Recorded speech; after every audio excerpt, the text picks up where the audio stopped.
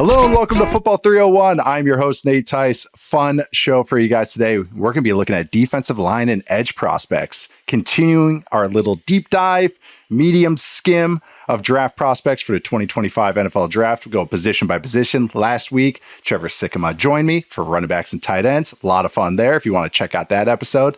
But today, looking at another deep position in this draft class, a very interesting position, a lot of tweeners, some guys that maybe have something missing that we want to look at, and also just some studs, some good players that we want to talk about today. Very interesting group, and joining me to talk about that very interesting group is a very interesting person, my guy, Charles McDonald. How you doing today, Chuck? I'm doing all right.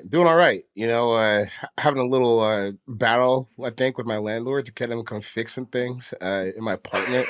So if you're listening to this, Ruben, please, enough is enough. We got to get cracking on this stuff. But other than that, using my platform to try and get my landlord to do some necessary work in my apartment so I can live easier, I'm doing all right. Landlord is a listener? It wasn't like a bodega? I don't know. Operator, a listener. Yeah, there's actually a few people in my neighborhood because I've been living here in the same neighborhood for 5 years, so I actually know a good amount of people in my neighborhood, and they started listening to the podcast. Like, I don't really get what you're saying, but it's fun. It's entertaining. Yeah, right. Shout out to Chuck's neighborhood. I got a couple of neighbors that listen to it as well. I told him one of them. He was like, I don't know if you need to draft Xavier Worthy, so he doesn't really trust a lot of my information anymore. But a couple of my neighbors listen as well. But shout out to Chuck's neighbors. And then you have like a TSA guy recognize you or something? Yeah, like they saw me at Bomani's podcast, which is great because I left my ID at home that day. That's an amazing one. Through. Yeah, getting vouched through TSA. It did make me go. That was way easier than it should have been. Way easier than it should have been. Like, I didn't just go on popular podcasts. Yeah, sometimes if you don't have your ID, like they'll like search your bags and make sure you don't have bombs. But the guy's like, oh no, you're good. You can go through. I'm like, okay. What if I just had a hard career turn? Just to do some nasty. But I didn't. No, he's got good takes. But the takes were still good, so you didn't need to resort to that. So we were good. That's amazing, though. The TSA gets you through because of a good appearance on another person's show. Right. But no, I'm fired up because I love previewing all these positions and getting into it. So we have a really fun group to get into today. But before we do that, some NFL news. The Giants have signed Jameis Winston, fresh off his tour of Bourbon Street at the Super Bowl, to a 2-year, $8 million deal, which could also just be, I could say 2-year stopgap. I mean, basically that's the number that's getting paid there. But Charles, you saw this news. What do you think about Jameis to the Giants? And also, do you think this takes him off maybe quarterback in the draft? Or do you think they still are going to add to the room? Yeah, I hope not. I hope it doesn't take my quarterback in the draft. If it does, then like, why are any of you guys still here at all at this point? Or we can still ask that question regardless. Right. But you know, I guess they only had Tommy DeVito on the roster. He was the only quarterback that was signed to them this last season. So I guess it was kind of necessary to add someone. And with the Russell Wilson and Aaron Rodgers decisions just kind of holding in space the lowest stakes quarterback arms race I think I've seen in some time. You had to add someone to the room just in case you strike out on those guys for whatever reason. So I guess Jameis DeVito plus a rookie is fine enough. It will probably feel better if this was like the first year of a head coaching crew where you're like, all right. We don't have much. We're going to go with Jameis and DeVito. We'll draft someone and see what happens. But this is your last-ditch effort. I would probably be looking for houses somewhere else if I was shown in Dable. You can start getting a head start on next year's coaching search, you know? It said an arms race, and I was just trying to think of some joke. And I was like, pistol race. And I was like, that's almost too strong. Yeah, and so I started going through like GoldenEye, and like you could choose the guns. And I was like, oh, yeah, fists only. That's the arms race here. It's just fisticuffs only. There's no weapons, nothing with the quarterback race that's going on. There's for people who have played like the Saints Row games, as the games went on, they got progressively sillier. Without saying too much, there's one game where you can use a giant sex toy as a baseball bat, and that's kind of where the Giants quarterback room is. You know, you got DeVito, Jameis, and I guess Shedeur Sanders maybe. doesn't seem like they're going to be able to get their hands on Cam Ward. That is limp dick as if I've ever seen it, Saints Row is like a satire of GTA, which is already a satire of like everything. So it's a satire of a satire. So yeah, that's exactly what the Giants quarterback room feels like right now. But you mentioned Shedeur. That's one of the quarterback prospects that's, getting some mentions as potentially QB2, because I think QB1 feels pretty locked down. I don't know, not just us, but I also think teams in the league and also the Tennessee Titans. And that is Cam Ward, who threw today at Miami's Pro Day, which is going on right now as we speak. There's a couple other interesting prospects with Miami, but I'm sure he did some cool stuff throwing to his left. But guess what? His tape is very good as well. So that's probably why he's going QB1, no matter what he does today. I can't imagine there's anything that could happen that could tank his stock. The quarterback pro day stuff is just, it blows my mind because literally every single year someone does that throw. And like throwing left, across the middle, and every year someone hits it, and every year the same reaction comes. Oh my God, look at that. Like maybe we should think about this. Like Zach Wilson did it, Johnny Manziel did it, Jackson Dart did it. I mean, come on now. Like what's the big deal? What's the big deal? Like it's like we're getting Men in Black mind wiped every single year when the offseason hits. I think there used to be some intrigue on some of these pro days. Andrew Luck got hit. I remember, even though he's the perfect prospect. If anyone ever asked me, like, what was your best quarterback prospect ever? It's Andrew Luck. And he's only 10 out of 10, I think, ever. And, but he had actually knocks about his arm strength, how far he could throw it. And he just, even though all his film was just him throwing rockets everywhere. And then he threw, because I still remember Peter King wrote about it. And then he proceeds to throw like a 73-yarder in the rain on his pro day. And it was just like, it was kind of like him just kind of going like, you good? Like, kind of like, did I really need to show that? But he did. But I just remember Johnny Football's pro day with the helmet, the pads. He had music blasting. It was a show. You guys don't know what we're talking about. Go check out Johnny Football, Johnny Manziel's pro day. It was one of a kind. And that was like way different than what was going on at that time. So that was 10 years ago? God, 11. Yeah, that was crazy. 11. Yeah, just to age us a little bit. I was still with the Falcons then, over a decade ago. Moving on, last little quarterback news. This is kind of the next domino, it seems, is Aaron Rodgers visits with the Steelers. Nothing happened there. The cosmic ballet goes on. And Aaron Rodgers is deciding, it seems, between the Steelers, whatever. So we'll figure out what goes on there, and then we'll proceed, and then we'll go on. Hopefully it just happens before the draft, so we can at least get some, I know what you guys are about to do in the draft. So any thoughts on this, or you just want to just get to the defensive lineman? I mean, Aaron, like, there's one choice here. There's not two. There's no going to the Giants here. For what? That makes no sense at all. None. It makes no sense at all. Can you imagine Jameis, Aaron Rodgers, and Dable? And I don't know if DeVito still has his agent or not, if he's fired him again. Probably does. Can you imagine that quarterback room? I mean, I really don't understand why Aaron's considering them at all. I mean, that offensive line situation is just going to get him killed. He's not. We saw in the 4 snaps that he played, his first year with the Jets. He's not the athlete he used to be, and that would just exacerbate all his problems. Unless he just doesn't feel like moving, I really don't understand why he's even considering this. To me, it's Steelers or retirement. Pick one. Let's go. I'm with you. And I think the Steelers O-line can actually, and now we got some receiver help. I don't know. It would be interesting. I'd say just do it and let's move on with our lives. All right, speaking of moving on with our lives, let's go to the defensive lineman and edge prospects. We're going to start with the edges. Guys, at least we determined will be primary edge players, outside linebackers, and defensive ends, whichever you preferred nomenclature. Guys on the outside that get after the passer or push the pocket. That's what we're going with here. We're going to be looking at our top 50s, also the consensus big board that I pulled from The Athletic. So we are going to start with the top. But we're going to start with the guys that are highly ranked, consensus, and by us, where there's some differences maybe between us and where the consensus is at, higher, lower, et cetera, some other names that we want to bring up. Starting with the edges, we're going to go with the guy that is the consensus number 1 player right now, Abdul Carter. Charles, you have him at number 4. I know, I actually surprised me. I thought it would be 2. Charles, you have him at number 4. I have him at number 2. Consensus number 1. Charles, let's start at the top here. Abdul Carter. Give me some of your strengths. Why do you think he is the consensus number 1? Just starting with strengths. We'll have our knocks, I'm sure, in a sec. But starting with strengths with Abdul Carter.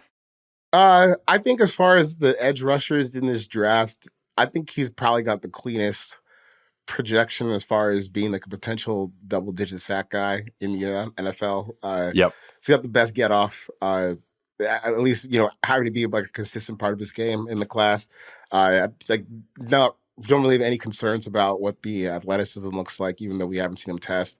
I think he's got, there aren't a lot of guys, I think, in this class who are really great at maybe setting up their pass rush moves or having a plan, but he's one of those guys that can come with it every once in a while. And also, like I said with the athleticism, he can just kind of beat you with speed off of the edge too. Penn State, they use him a lot.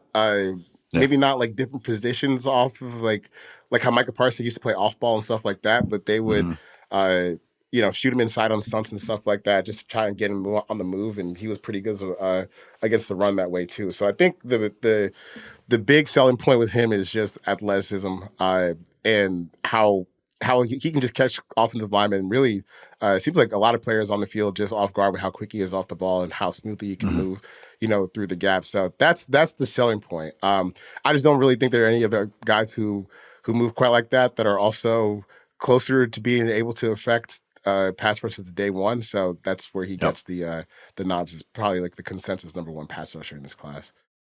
Yeah, it's hard to be. I mean, he's my number 2 guy. It's hard to be a guy taken in the top 10 if you can't get after the passer. And that's, that no matter what, no matter how much, even I as a football head will like guys, oh yeah, he pushes the pocket. Who cares if he only gets 6 sacks? It's like, hey, if you can lock him in or project that a guy's going to be a double-digit sack guy, you got to take it. It's like home runs in baseball. It's like shooting a 3 in basketball. It's like there's certain stuff that's, or shot blocking, I should say, maybe in basketball, stuff that's a good that you need on your team, a quality that you need on your team that doesn't have to be designed or manufactured. And like, that's what Carter has. He can beat a tackle one-on-one. I think he can bend like I wouldn't say all the way elite bend, but very, very good, excellent bend, where it's like he can actually get around guys and run the hoop, as coaches like to say, which is just kind of turning the corner while keeping his feet. I noticed too, is that a lot of he can create a lot of edginess, as I like to call it, like on his inside moves, really just kind of creating kind of distortion in the pocket, I think is the term I want to use, because he can knife inside. And what you're saying is about the get off. And that's where you can see that a lot. I'll start with some of maybe the blemishes, because I thought you did a really good job of kind of just illustrating his strengths. Is some of the blemishes is that, he can be indifferent against the run.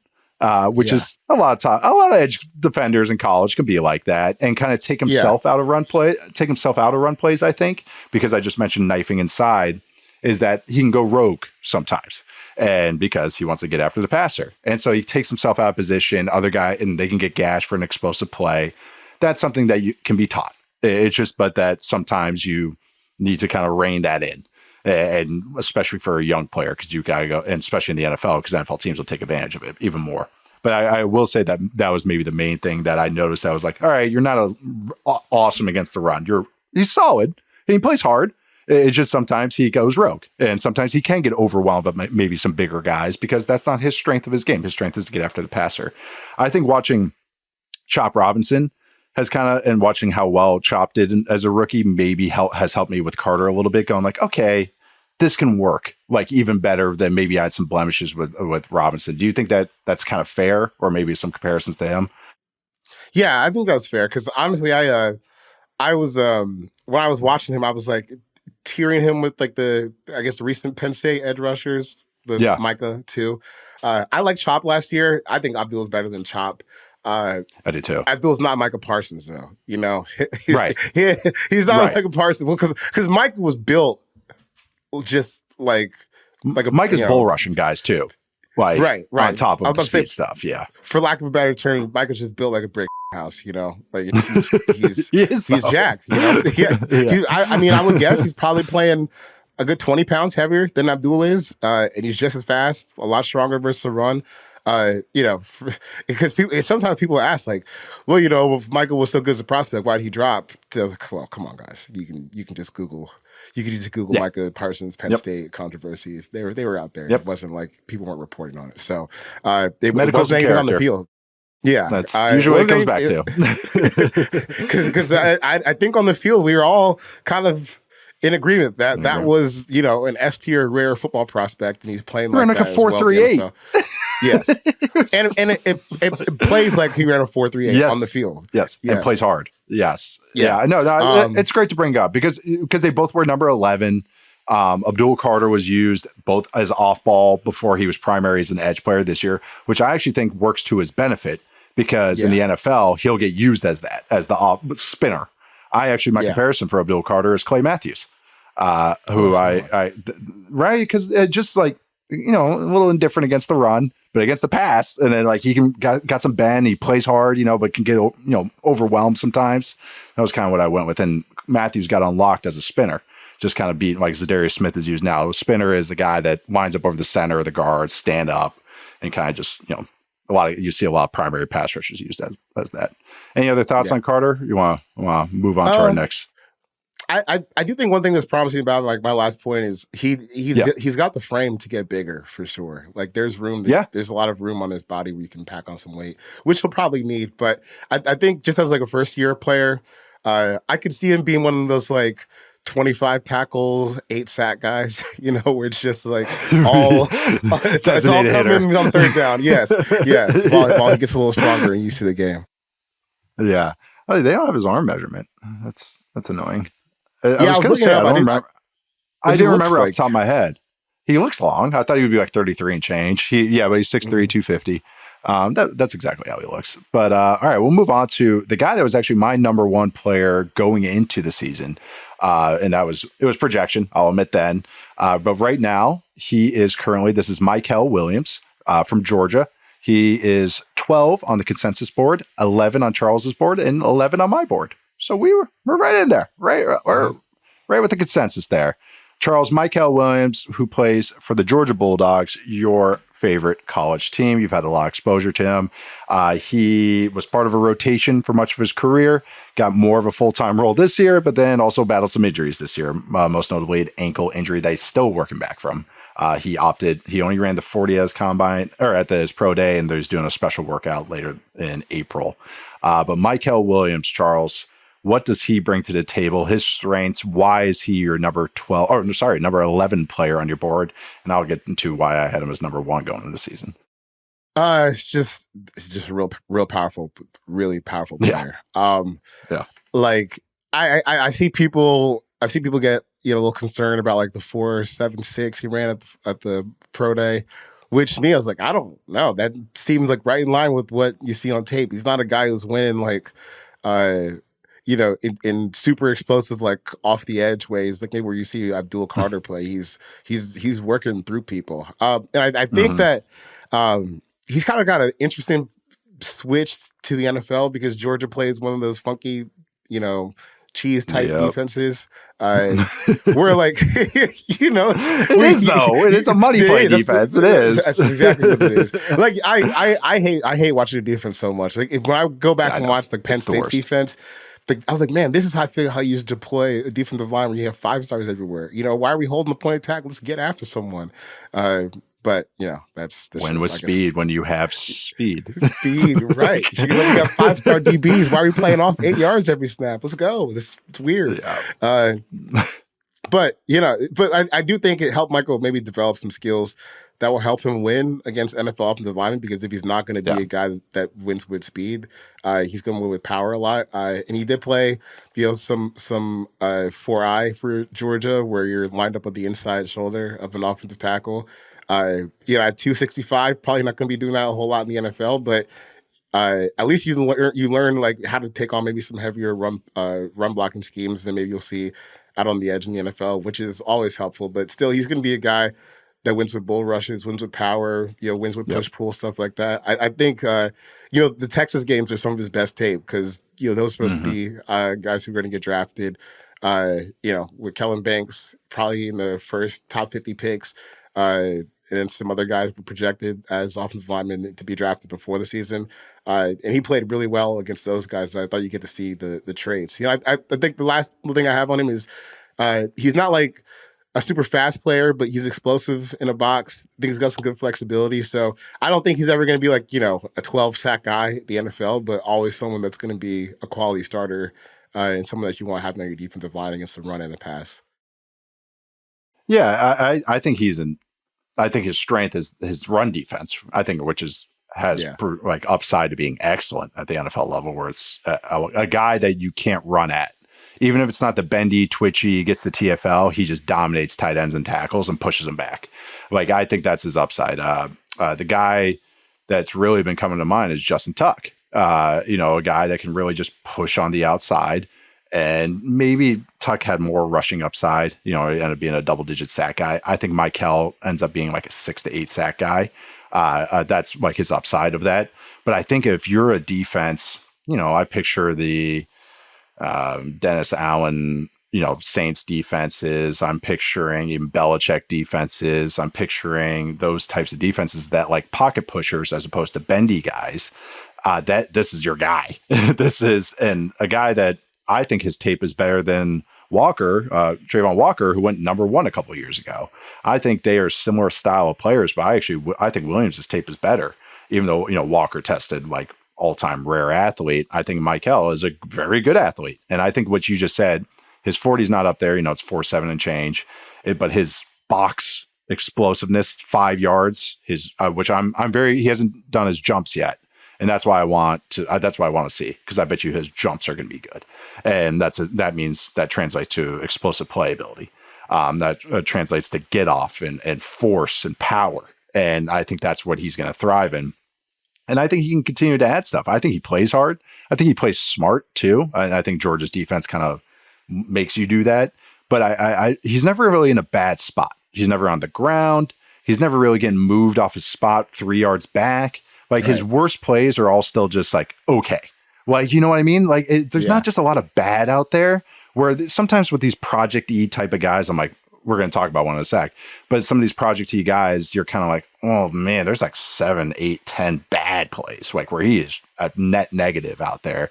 I don't see that with Williams. So that's why I'm kind of like staying high on him. It's like, I don't really see the high end pass rush projection, not like Carter, but I still see some production where he can be maybe a 2, potentially, but you need maybe a bendy guy with him. But I just think he's going to be a kick-ass run defender. That's like, all right, that's a roll. Like, there's not a lot of, like, that's a roll. Like, that's great. And he's going to play 40, 60 snaps. Like, that's awesome. That's exactly what you take. So I'm staying bullish on him. I'm like, he might end up just in my top 10, but he's basically there anyways. So, so negatives are probably, we've kind of hit on lack of pass rush arsenal. He's battled some injuries this year, so maybe just not that overwhelming tape. But is there any others that maybe you want to throw in there, or any other thoughts with Williams? No, I think that pretty much covers it. I'm just interested to see, I guess, where he eventually falls in the NFL. I think he's just like a classic 4.3, and but he's played a few more spots than that at Georgia, so maybe NFL teams are looking at it a little different. But I think you just stick him out there at 6 tech and just kind of forget about it. Keep him strong side. Don't worry about the run. Right. No, that's a great point. Yeah, he is like a 4.3 D end. Yeah, that as opposed to a true outside linebacker type. And even in Georgia, you say him they moved him into like 3 tech, which is defensive tackle essentially, which again is good because on pass rush downs he can kick inside. So the more you can do is a good thing. So that's one upside of that Georgia defense that runs. It's the clinic defense. They just want to go to a clinic after the season to a whole bunch of coaches and just go, here's the 2 times we ran this concept the entire year. Look how awesome it was because we have 99 speed guys everywhere. Right. That's the only time we ran it the entire year. Okay, here's the next concept for 2 plays. But anyway, sorry about Georgia's defense. Let's move on to a guy that you just wrote about, Charles McDonald, and it's on Yahoo right now. And that's Shemar Stewart from Texas A&M, who is 17 on the big board. Skipping over one guy. We'll get back to him in a sec. But 17 on the consensus big board. You have him at 15. I have him at 17. Pays double because I nailed it right on. But Charles, with Shemar Stewart, what did you write about? Because this is I'll give kind of maybe the 10,000 foot view of it, is that he's a high-end traits, freaky traits, tested like that, and you can see it on tape. Very little production on tape. I believe he finished his career with 4.5 sacks in 3 years. I think so. And yes. So, but Charles, writing about Stewart, what was kind of your overarching look at him? Why do you consider him a high draft pick? Are you worried about the lack of production, et cetera, with Stewart? Oh, yeah, extremely worried about the lack of production. Horribly worried about the lack of production. He had one sack, like, he had 1.5 sacks last year. If you're kind of like, if you kind of how Pro Football Focus does, where everyone gets credit for a sack, if you're in on it, he had 2 sacks last year. I mean, it's a tough sell because basically, people want to know, like, why is this guy considered a first round pick with 1 sack, a handful of sacks over his career? Really just not much by the way of actual tangible production.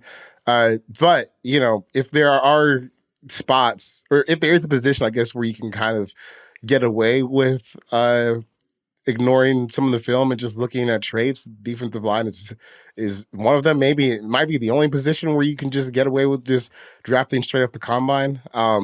Because your hope is maybe you could just coach it up, and it does work a few times. We've seen guys like Chop Robinson didn't have a whole lot of production. Odafe Owe, who's Danielle Hunter is the ultimate. Yeah, Danielle Hunter, Ezekiel Ansah, won the first round, didn't have a whole lot of production. Yeah. So this is it happens and it can work out. But the problem is, to me, is like, especially because I was thinking, maybe he's kind of like Ezekiel Ansah from BYU, but dude, Stewart played way more football than Ansah did before getting to this point. I mean, Stewart played 37 games at Texas A&M. He started all 12 last year. He started a handful the year before. He started a few games as a freshman too. So this is a guy who's played a whole lot of football. And for someone who's as athletic as him, you'd expect him just to make more plays than he does. Because he really does have like the super S tier traits that you're looking for in a pass rusher. I mean, he's big. He's just like 6'5", 270, runs 4.5, jumping out the gym. Didn't run the agilities. I think he does look a little stiff on tape, but still he's so powerful and big that he can just win kind of just by moving forward sometimes. But there's no real consistent like skill or technique that he has, which is why he doesn't produce all that much, because there's funny, like I wrote about him through the lens of like just the South Carolina game, because I think if you watch that game, you kind of understand who he is as a player. Like there are plays where he's just standing straight up and just running straight forward, no hands, anything, just bare chested, but still kind of getting through the offensive line. Now that won't fly in the NFL because you'll just get dirt napped by like every single offensive lineman that you play. But for college, like you still see like, oh, okay, this guy's got like some stuff you just can't teach. Now it just depends like how much faith do we have in him to pick up on stuff. What I think is most concerning about his game is, especially for playing college offense for the past 3 years, there's just a lot of stuff that he's late like on picking up on. Like he's really, really bad at the mesh point on option plays. There's 2 plays in the South Carolina games where he just, he lets the speed option go by. Like a pitch goes untouched to the running back because for some reason he just decides to hammer the quarterback with no help on his outside. And based on how they're lined up, kill the quarterback. Kill the quarterback, yeah. And based on that, like there's no help on the outside. So he just pitches to the running back who runs free for like 15 yards. I was like, dude, like you're aligned in a spot where you have to wait and play it out until you can get your help to arrive. And you've played like almost 40 college football games at this point. You should know stuff like that. And there's another play where they're running a little RPO action, and again, he just goes, kill the quarterback. I'm just going to murder the quarterback, which opens up a pass lane wide behind him, and luckily the receiver dropped it, but the play is still there to be made rather easily because he just goes rogue and just hunts wherever the ball is. So that's not what you want to see for someone who's played that much football. If he was someone who had played like 14 games, I think a lot of this would be more excusable, but as it is didn't play football till his senior year of high school, one of those. But no, he's played way too much. It's a little worrisome. Yeah.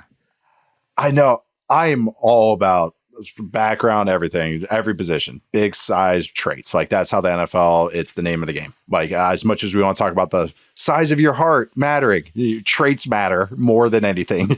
Traits are going to lead to everything. Stewart, I have trouble with. I do. I really, really do. I want to like him because I see the freak. I see those glimpses and those moments, but he's blind. Like he does not know where the ball is. And that's what scares me. Yes, he's defensive lineman. How much do they have to know where the ball is? He'll win, winning meaning like beating the guard off the snap or beating the outside, or I'm sorry, the tackle off the snap. and then he just like runs to a spot as opposed to maybe adjusting to where the quarterback is stepping up or moving in the pocket. Everything is just like he runs past a lot of plays. So it looks good off the snap because he is so explosive, and you can see it. You can easily see it. Like it's obvious how talented he is. But man, it's just that the production is not because of he doesn't know how to unlock the traits. It's just like, I don't know if he knows how to play football. And, like it's just really, that's what I get when I watch him. And I struggle with that because like what you just hit on and what we're talking about is that like he's played a lot of football and played at high end places, A&M, and then he was a big recruit, coming out of high school. That's a little worrisome to me. It's like, all right, you figured out winning. Okay, you figured out how to win that drill basically, but then it's like impact the play. Like you still got to do something to impact the play. I'm not saying like this guy's going to be a bust, and I think he'll have a role in the league, obviously, and I think there is stuff to tap into. Guys grow in like ways that you can never imagine, depending where they end up. It's just like I have some red alerts because it doesn't feel like he knows how to play football. And it's not a guy that usually has that background. So kind of crystallizing kind of what you're saying a little bit.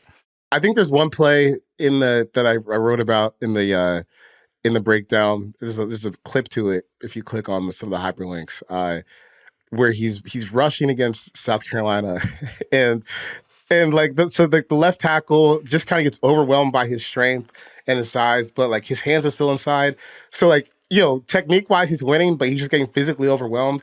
And Stewart hits like the worst rip move to the outside and is just strong enough to break free. So he's chasing the quarterback. And this is Lenore Sellers, who, if you watch college football, it's a pretty good quarterback. He's a good athlete. And Stewart just hunts him down to the sideline, beats Sellers to the sideline, and just totally whiffs on the tackle. And Sellers is able to get upfield for a couple of yards. I'm like, see, that's the Stewart experience. If you had terrible technique to get through the offensive lineman, then you get into the open field to chase, and it's crazy to see someone that big moving that fast. And then he gets there to the tackle and just whiffs completely and like slingshots himself out of bounds as the quarterback is still moving upfield. I'm like, dude, that's the problem. But that bit in the middle where he's running like a gazelle at like 270, 275, that's the part that teams are going to fall in love with, and someone's going to pull the trigger. But you got a long way to work with that. Absolutely.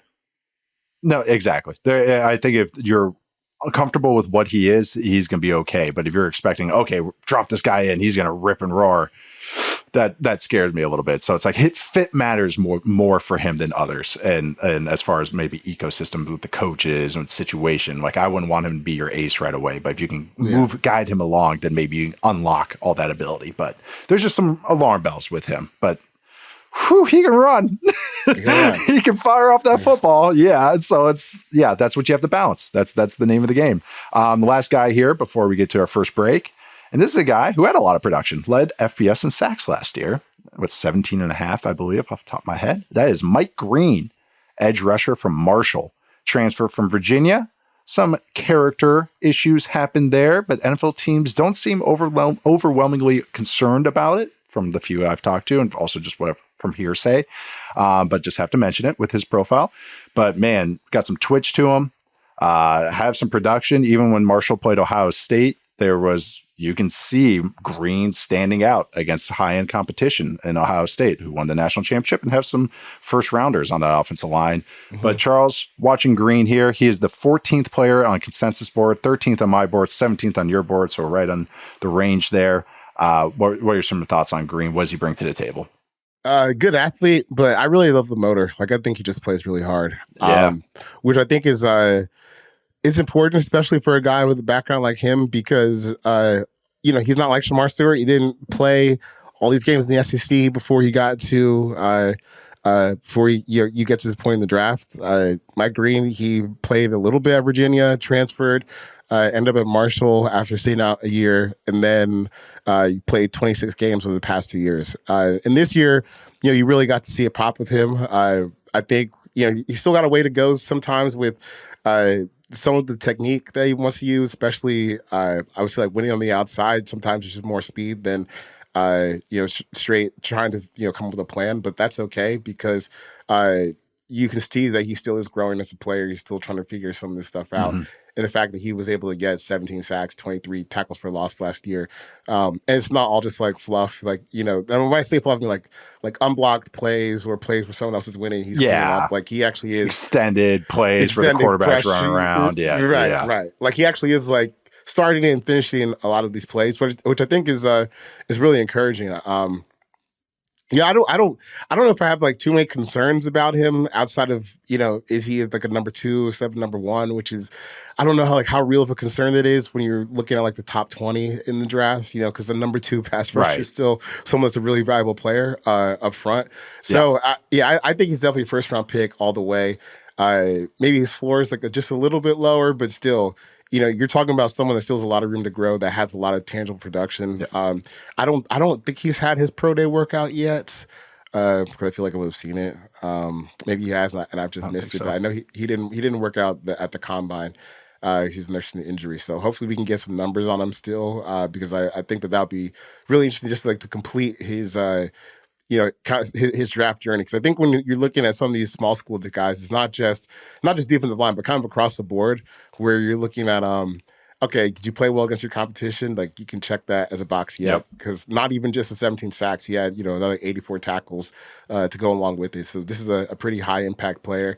Then you go to look at some like the higher level games that they play against, like you said, Ohio State. He played well against them. So now you're just kind of looking more, okay, what are the actual trades so we can just get a number on it, and you just kind of keep checking those boxes. But I think he's a really good player with a lot of room to grow. So, yeah, you mentioned like how hard he plays and everything. That's why I really liked him too. Was that where it's like I don't think he's going to end up being an ace, but like a guy that's going to have production, I think, in the league because he has twitch. He's got some explosive plays or explosive ability firing off the ball, but also he keeps his feet. He's a little smaller. Like even hands and arm length aren't that great. I think it was 32-inch arms and 8.5-inch hands, but he kind of uses crazy fists. He just a lot of action with those small hands. But it works because he's got some got some violence with it. But man, it's just that he plays so hard. Like even on short yardage plays, he's going to try and knife in there and make a big play on the back. Try and stop QB sneaks. He's trying to jump over and stuff. So like he's a guy I like on my team because of that. Like I know the effort's going to be there, and I think he's going to overwhelm lesser athletes at tackle. I think better athletes are going to get him. But I think if he goes against Cale McGarry, he'll have an advantage against McGarry or Colton McKivitz or something like that. Like guys are maybe average-ish, the lesser right tackles.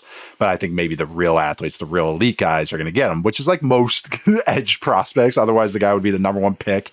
But I like him, even if he doesn't have the overwhelming build. It's more of an average build as far as length. He has enough, though. It's past the threshold.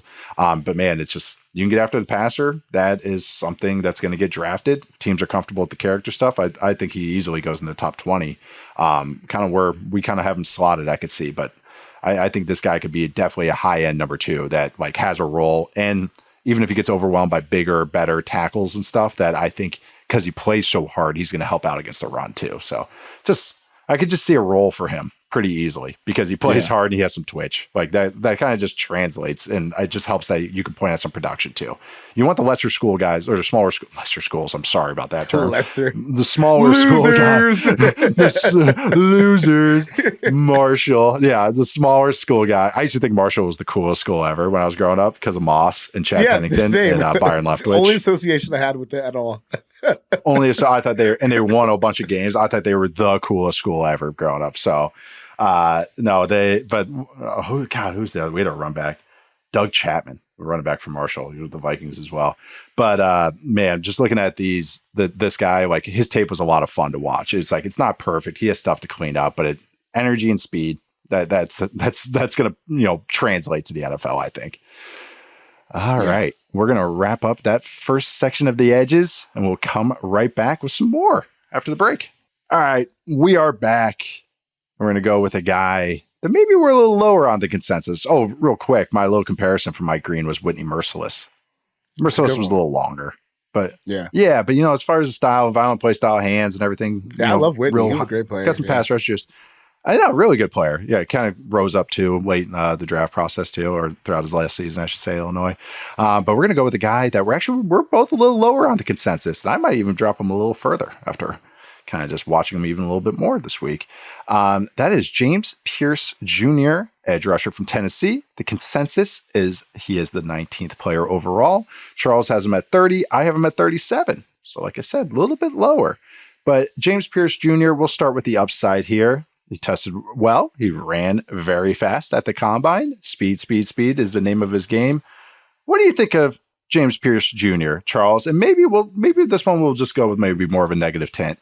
Why do you have him lower than maybe the consensus right now, or where he's currently projected by most boards? We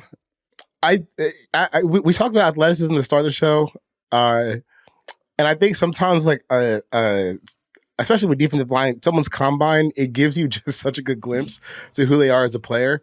And James Pearce, obviously made headwaves with 4.47 40-yard dash, 1.56 10-yard split, which is blistering fast. Obviously, the 4.47, 40-yard, how popular the 40-yard dash is, it's going to draw a lot of heads. But he also jumped at the combine. He hit a 31-inch vertical jump, a little over 10 feet on broad jump, 10 feet 3 inches. Those are not good scores at all, especially like the 31-inch vertical jump. That's like something like what some offensive linemen are doing who weigh like 80 pounds more than James, who weighs 245. So for him to have those jumps, I think kind of explains. My vert was 30 inches. To kind of put it in context, my vert was 30 inches.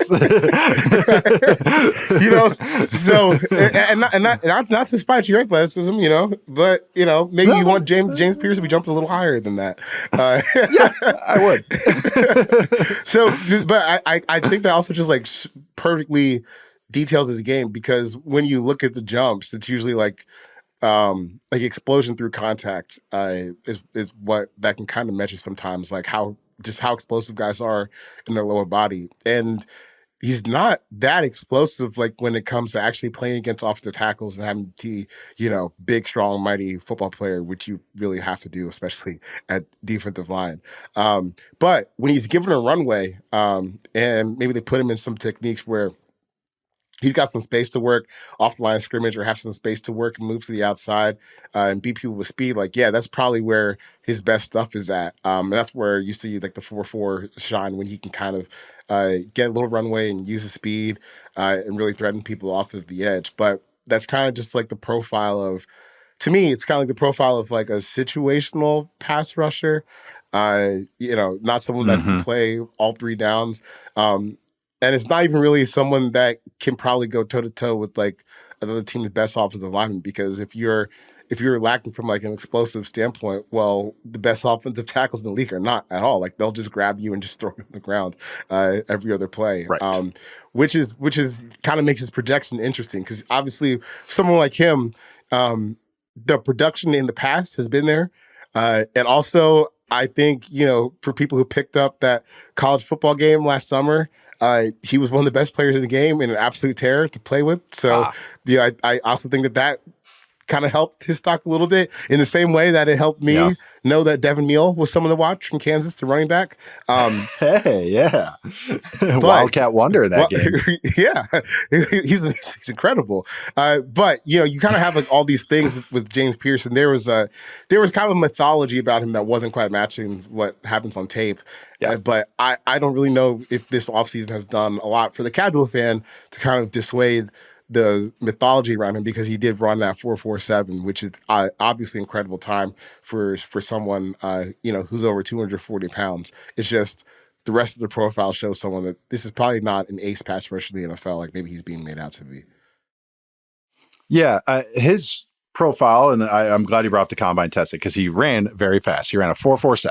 So, of course, blistering fast at any position. And he weighed at 245. He is a long, skinny player, but not overwhelmingly long, sub 33-inch arms. But again, it's not the end all be all. Mike Green, we just talked about, 32-inch arms, has 32-inch arms. But just how Pearce plays, and even when we're going into the season and how they played him this year, is they try to make his life as easy as possible, where he has to be the open side D end, meaning you don't see this much anymore, especially in college, because of how much motion and how quick teams go, that they line him always as the weak side D end, meaning away from the tight end.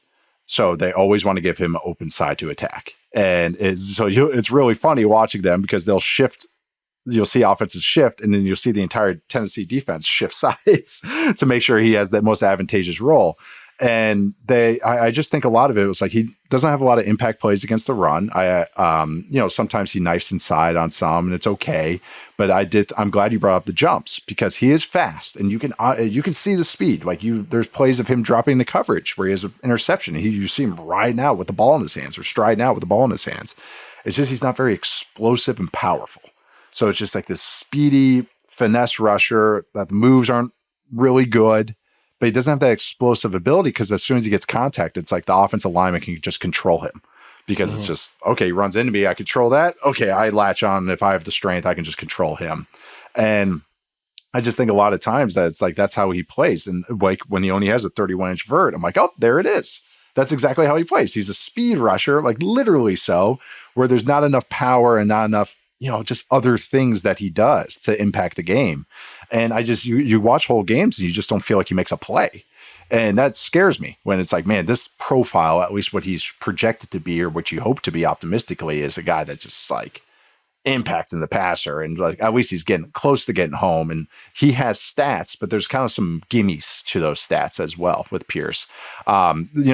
His statistical profile, his athletic profile reminds me a lot of Dion Jordan, who ended up being not a good player for the Dolphins. James Pearce Jr., 4.47 40. He's 6'5", 245. He had a 31-inch vert. Dion Jordan, 4.6 40 at 248, 6'6", had a 32.5-inch vert. James Pearce, 10.3 broad. Dion Jordan, 10.2 broad. Dion Jordan also ran the cones and shuttles, actually, because that was the old days when everyone did culture. That. Yeah. Yeah, exactly. That's how they used to be. Yeah, everyone did it. But if you look at other guys, I'm maybe seeing recent names that maybe Pearce is getting compared to. Oh, Nolan Smith. Look how he impacted the Super Bowl, and look how he has progressed as a player. Nolan Smith, who ran a 4.39, which is faster than what Pearce ran. I know he's a little smaller. Had a 41.5-inch vert and a 10.8 broad. It's just easy athleticism. Boom, they're just bounding out. And they're exploding off the football. I looked them up too with the James Pearce stuff. I was like, oh, these are not the same. And even like, did you watch the play in the Super Bowl where Nolen just crushes the pulling guard? Trey Smith? Yes. Yeah. Yes. That's the jumps. That's what you're looking for right there. Because I remember last year was that 2 years ago when he got drafted? 2 years ago, maybe we were talking about it. It was like, man. Yeah, 2 years ago. The only thing is he's just kind of small, but the athleticism, it pops. And when you have, you're 3 deep at edge, you're 3 deep at defensive tackle, you can really shine like that. Probably needs to end up in a situation like that for James Pearce, but even he's not the athlete that Nolan Smith was at all. Right. Or like Leonard Floyd, another skinnier DN when he came out, 6'6", 246. 244. So almost same as Pearce. Longer arms, 33 1/8 inch arm, bigger hands, ran a 4.6 40 flat, 39.5 inch vert, 10.7 broad. Again, it's just that pop with these guys. And that's why we're talking about Mykel Williams, was that I'm curious to see his jumps, because I bet his jumps are going to be good. Because that's how he plays, because it's more explosive than fast. So, I think Pearce is just an interesting. Someone's going to draft him high because it's speed and there's production there. But I have a lot more alarm bells with him, maybe than with other players, even more than Stewart, I would say. All right, let's move on to a player that we have an interview with. You have an interview with at the end of the show. That's Landon Jackson, Arkansas. He is the 43rd. We called it that. Les Miles called it Arkansas. 43rd on the consensus board, 37 on your board, 50 on my board, on our last updated board. Landon Jackson, though, you interviewed him. What's your thoughts on Jackson? I think he's a fun player. Also had a good day in Indy, or good testing day in Indy as well.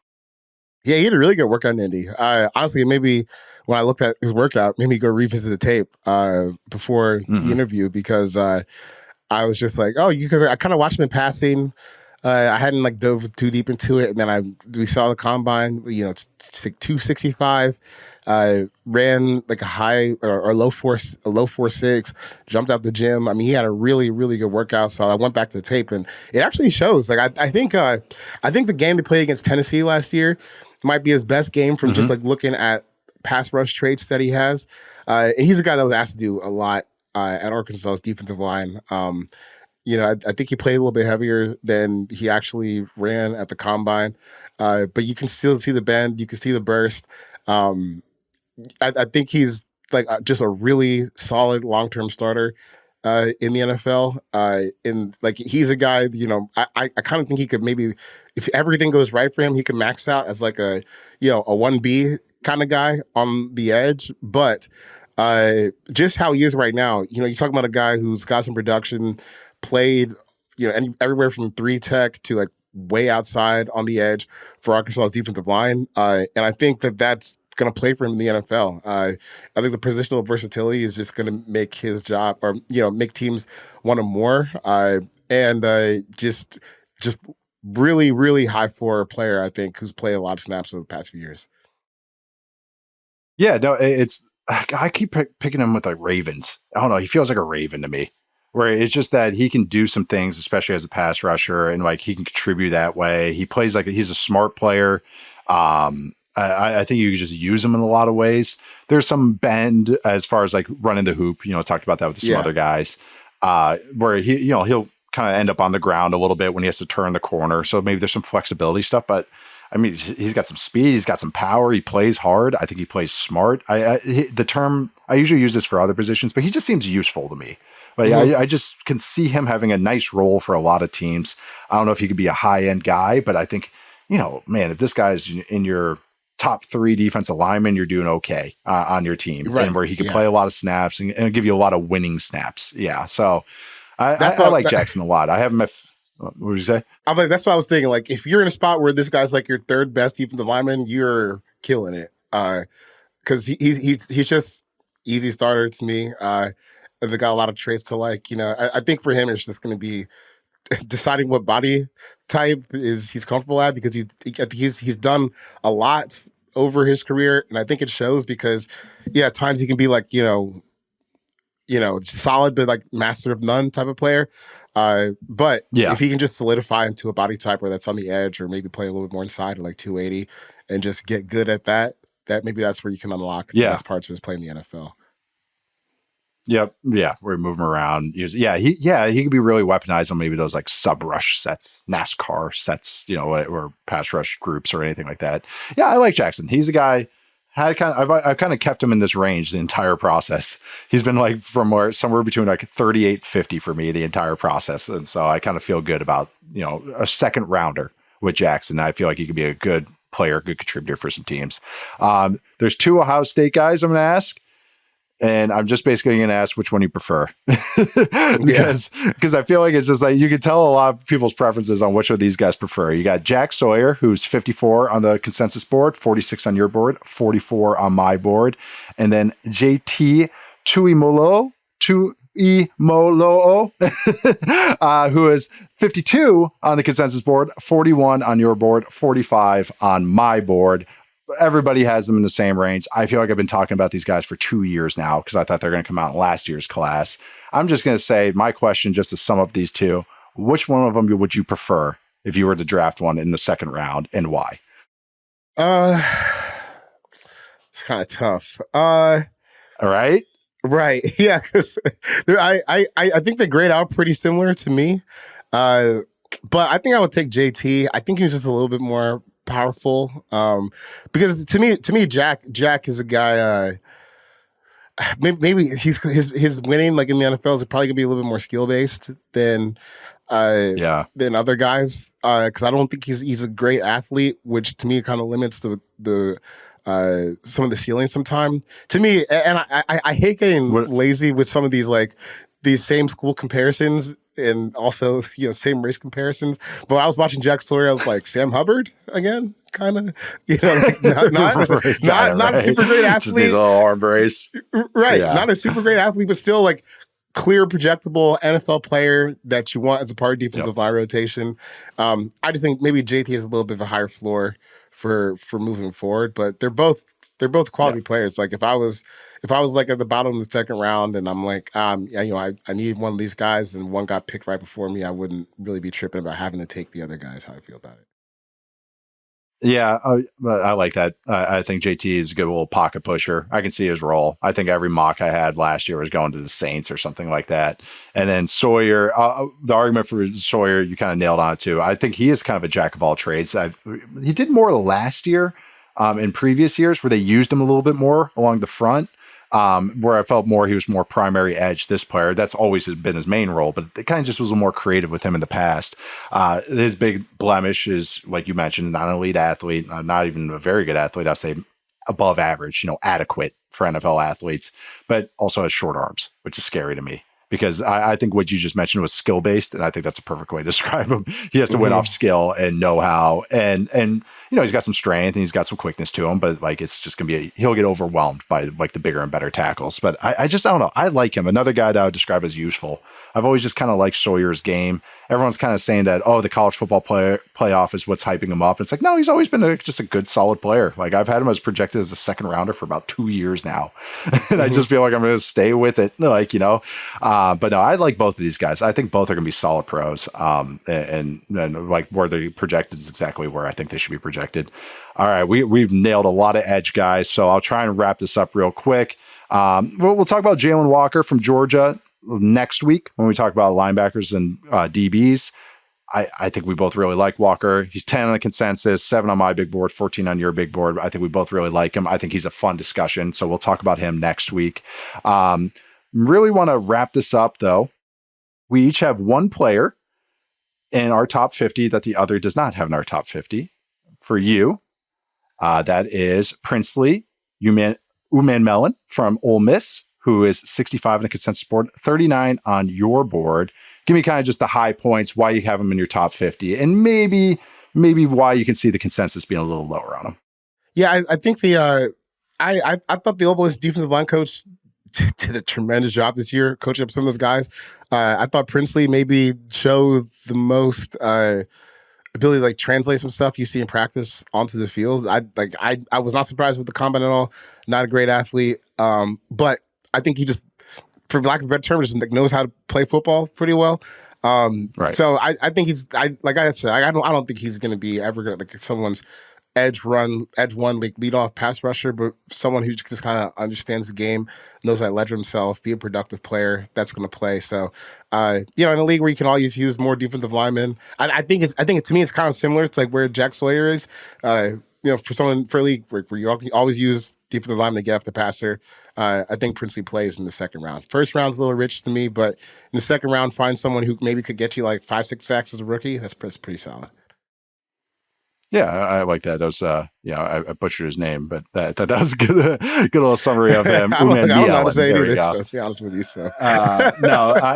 He's a guy who's had some hype. He's now bounced around. He's got tools. But I mean, the combine was kind of, but no, I think a nice little summary of him. I just can't. I see him as like a top 75, top 100 guy, not top 50. So I'm just like a little lower, probably a tier lower, but nothing crazy. My guy, or the guy that I have up there at 43 and 30 on the big board, is Donovan Ezeiruaku from Boston College, who is, I mean, God, it's so lazy at this point, but the comparison just works. Is just like Harold Landry, who also played at Boston College, who also was a second rounder. And the comparison is so right. He's not overwhelmingly big. I think he was in that 6'2", but has real long arms. And he's got some pass rush moves, plays violent, plays hard, kind of get some stiffness to his game. But I just like him. I just think he's got some pass rush juice. I do think that he's not going to be for everybody because he's a unique type of player.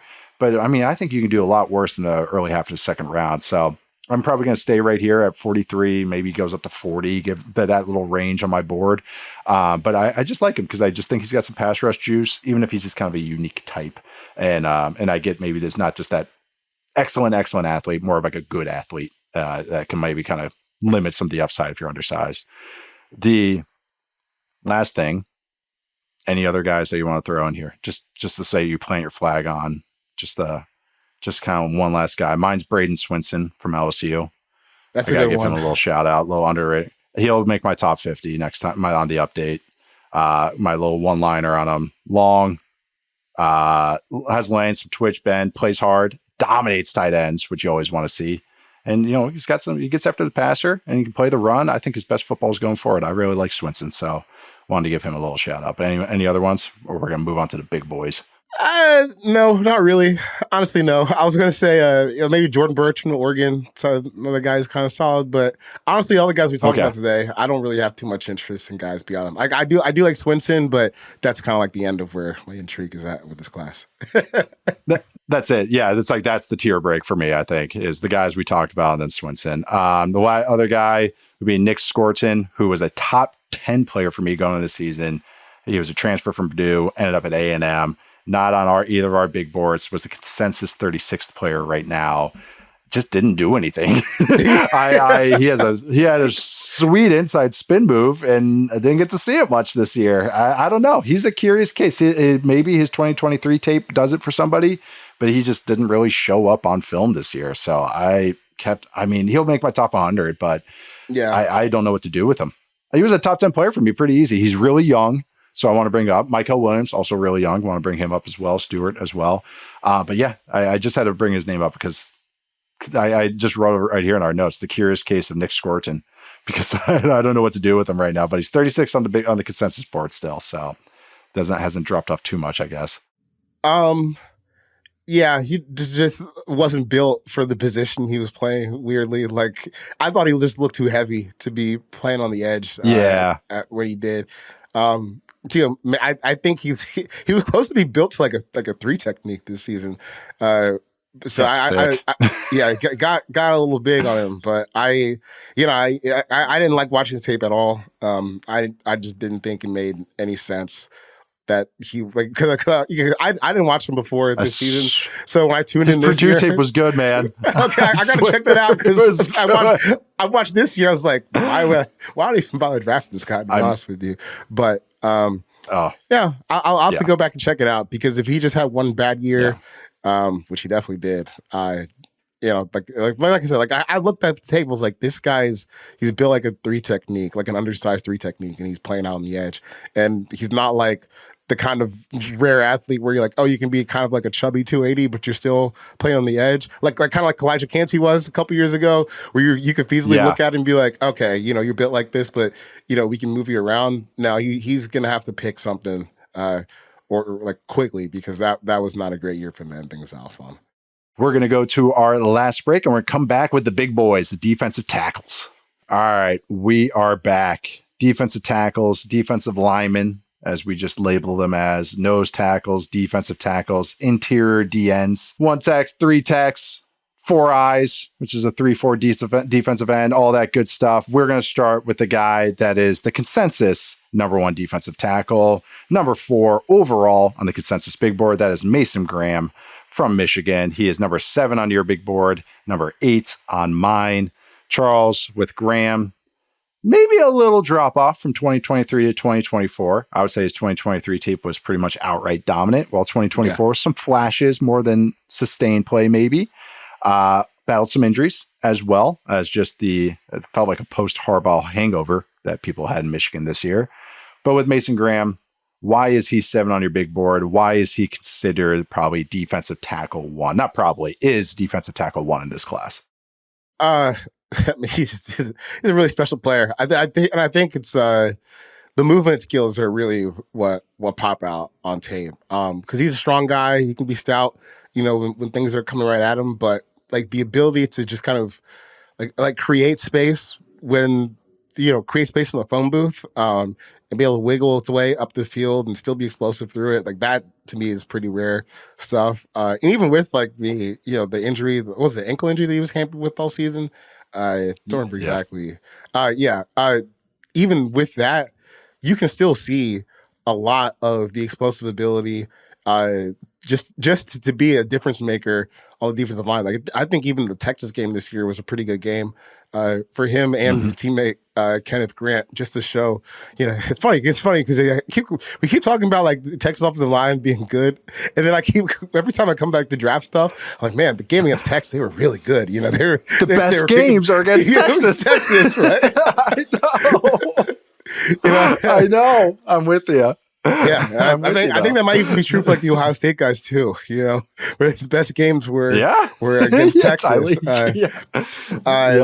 But I think like this is a guy who can be like a DT1. If the injury checks out, I don't think there's any reason to be concerned really about like what his upside is. Like this is a really, really special player. Mm-hmm. Like I said, even with some of the injuries that he played through last year, there's still like some really high end dominant plays against some quality competition. So to me, this is close to a no brainer. Like he doesn't have any challengers. As like the top overall defensive tackle, which is amazing to consider because one of his teammates is also one of the best defensive tackles in this class. Like, it's easy to see. Right. You start seeing how many guys Michigan's put in the NFL. Like, oh yeah, that was an absolutely dominant defense, and like they had some really rare players, and Graham's a part of that. Yeah, with maybe 2 top 10 picks and 3 first rounders on defense. Yeah, no. The nickname I came for Graham was the human hand grenade because he just detonates people on impact, and it kind of just he's explosive. I mean, his arm length isn't great, and people are figuring out what his weight is, but I think his weight's plenty fine. Even if he is sub 300, I think his play style is not to be a beef guy, even though he is strong. It's not, he can hold up against blocks and he does okay against double teams. Some double teams can move him like most defensive tackles. But the thing is that he is a big play generator for the defense, and not just passes, but against the run too. And he does it in different ways. So it's sometimes he's knifing in there and beating you with speed and bend. Sometimes it's power and you just can the knockback. Sometimes just effort beating double teams. So it's kind of, he shows everything. And I'll probably bump him like 1 or 2 spots. He'll probably end up maybe being a top 5 player for me overall. It's just that there's a couple blemishes I have with him that I mentioned, just some of the length and some of the other stuff. It's like, is he a 10 sack guy guaranteed? Just, we're going to call it that. Not sure, but I know he's going to impact the game. I think there's a lot of Geno Atkins to him. That's the guy I kind of came back to when I watched. Yeah, that's kind of who really he reminds me of. Just a little ball of power and just explodes the play. So I think length is the big blemish with him and what his production was this year. But the thing is, his 2023 tape is so dominant, and there's a way to explain why there was a drop off this year. If there was nothing to explain it, or at least give an answer to that, like a caveat for it, I'll be like, but I understand why maybe it wasn't as dominant or sustained dominance, because there was still those stretches, like you said, the Texas game. So yeah, Graham, good player. Could see him going top 5, top 6, and I would not bat an eye. And I think that's going to probably end up what happens. But we're going to move on to let's go with his teammate. We have mentioned him already. That's Kenneth Grant, who is 25 on the consensus big board. There's one guy ahead of him on the consensus, but not for us.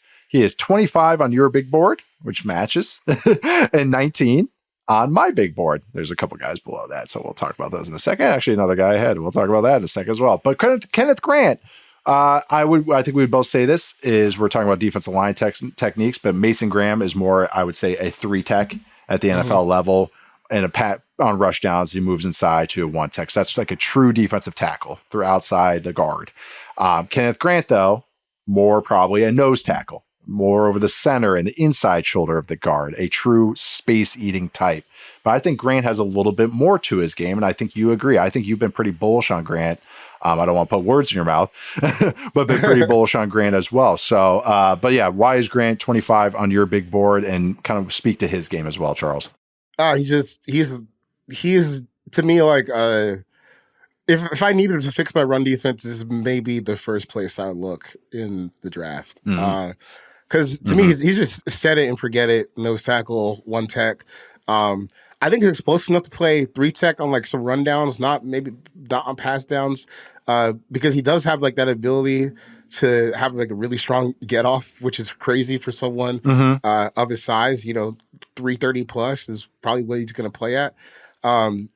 And just to find someone who can be that explosive in a short area, play with good enough pad level for his height, and still, clog things up and sometimes get into the backfield, that's a pretty valuable player, I think, especially as we saw last year. Some defenses are really, really struggling on how to defend the run right now.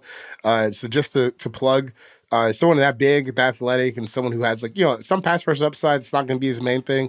I think it like for late in the first round, that's a pretty good a pretty good spot for Kenneth Grant. And he's a young player too. Like he's got he's got a lot of room to still get better. I think when you're that big and athletics for what I think he just turned 21 or is going to turn 22, like later, maybe during rookie year. That's a pretty good spot to be in. So to me, I don't think there's too much to like overthink with Kenneth. You see him, he's low to the line of scrimmage. He can get through. He can make some plays at the line.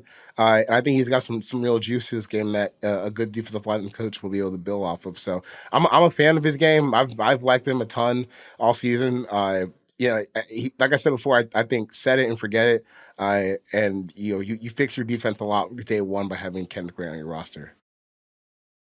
It's weird. He's one of those guys where his best ball is in front of him, but I think he has a higher floor than people are making him out to be. Like, even if he doesn't hit his upside, which most likely he won't, like most guys don't, I still can count on this guy to play early downs, still count on him to play 25 snaps and have a role. Like, where that's why I think what I'm saying is he has a high floor, is that I could see an easy role for this guy early in his career, and then you just hope for more from it. Man, yeah, he's a nose. I like that you brought up that he can maybe bounce outside, and if they want to go like some B front, with some real big front, okay, he can play 3 tech with another big body on the inside, and not to helmet scout, but I think Kenneth Grant is what the Cowboys thought Maisie Smith was going to be. Yeah. Like, this is what they thought they were getting, is actually what Kenneth Grant is. Like, this is how his play actually is. He's a nose that can eat double teams, but isn't just some big, stiff, big body in there. Like, he has some juice. Like, I think he could be a 4-sack guy at nose, which is winning if your nose tackle is getting 4 sacks for you. You know what I mean? But he's not just a guy that's going to finish a game with 1 tackle. Like, he might actually have a TFL. He might actually have a sack. Like, as opposed to just, it's one of those guys at the end of the season, he has 26 tackles. And everyone's like, well, if you watch the game, he actually impacts the game. Like, no, he's going to be a guy that's going to actually have some box score stats with it. That's the upside of him. But I think we both really like him. I think we are in consensus on that.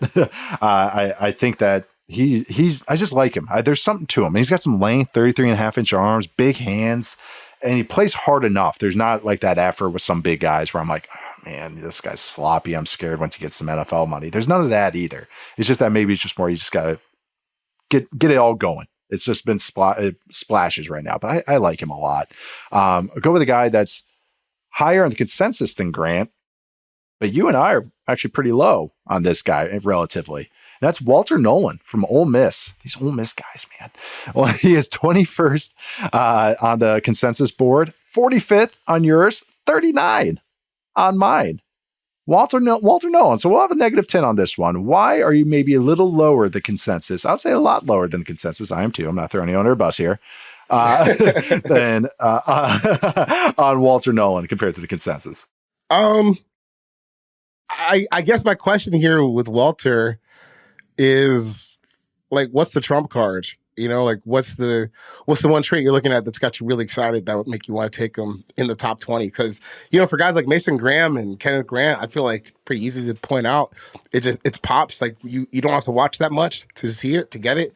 But Walter, I feel like you have to kind of dig through the tape a little bit to build a strong case for that. I think he's like a renaissance man at defensive tackle. Not really great at any particular one thing, but a quality player just across the board. You had some production last year.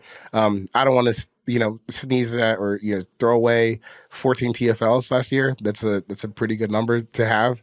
But just in terms of like projectable traits, I didn't really see anything that would maybe suggest that like I gotta have this guy or I'll be kicking myself. I just think he's more like a quality piece to a defensive line more than, a every down set and forget his starter.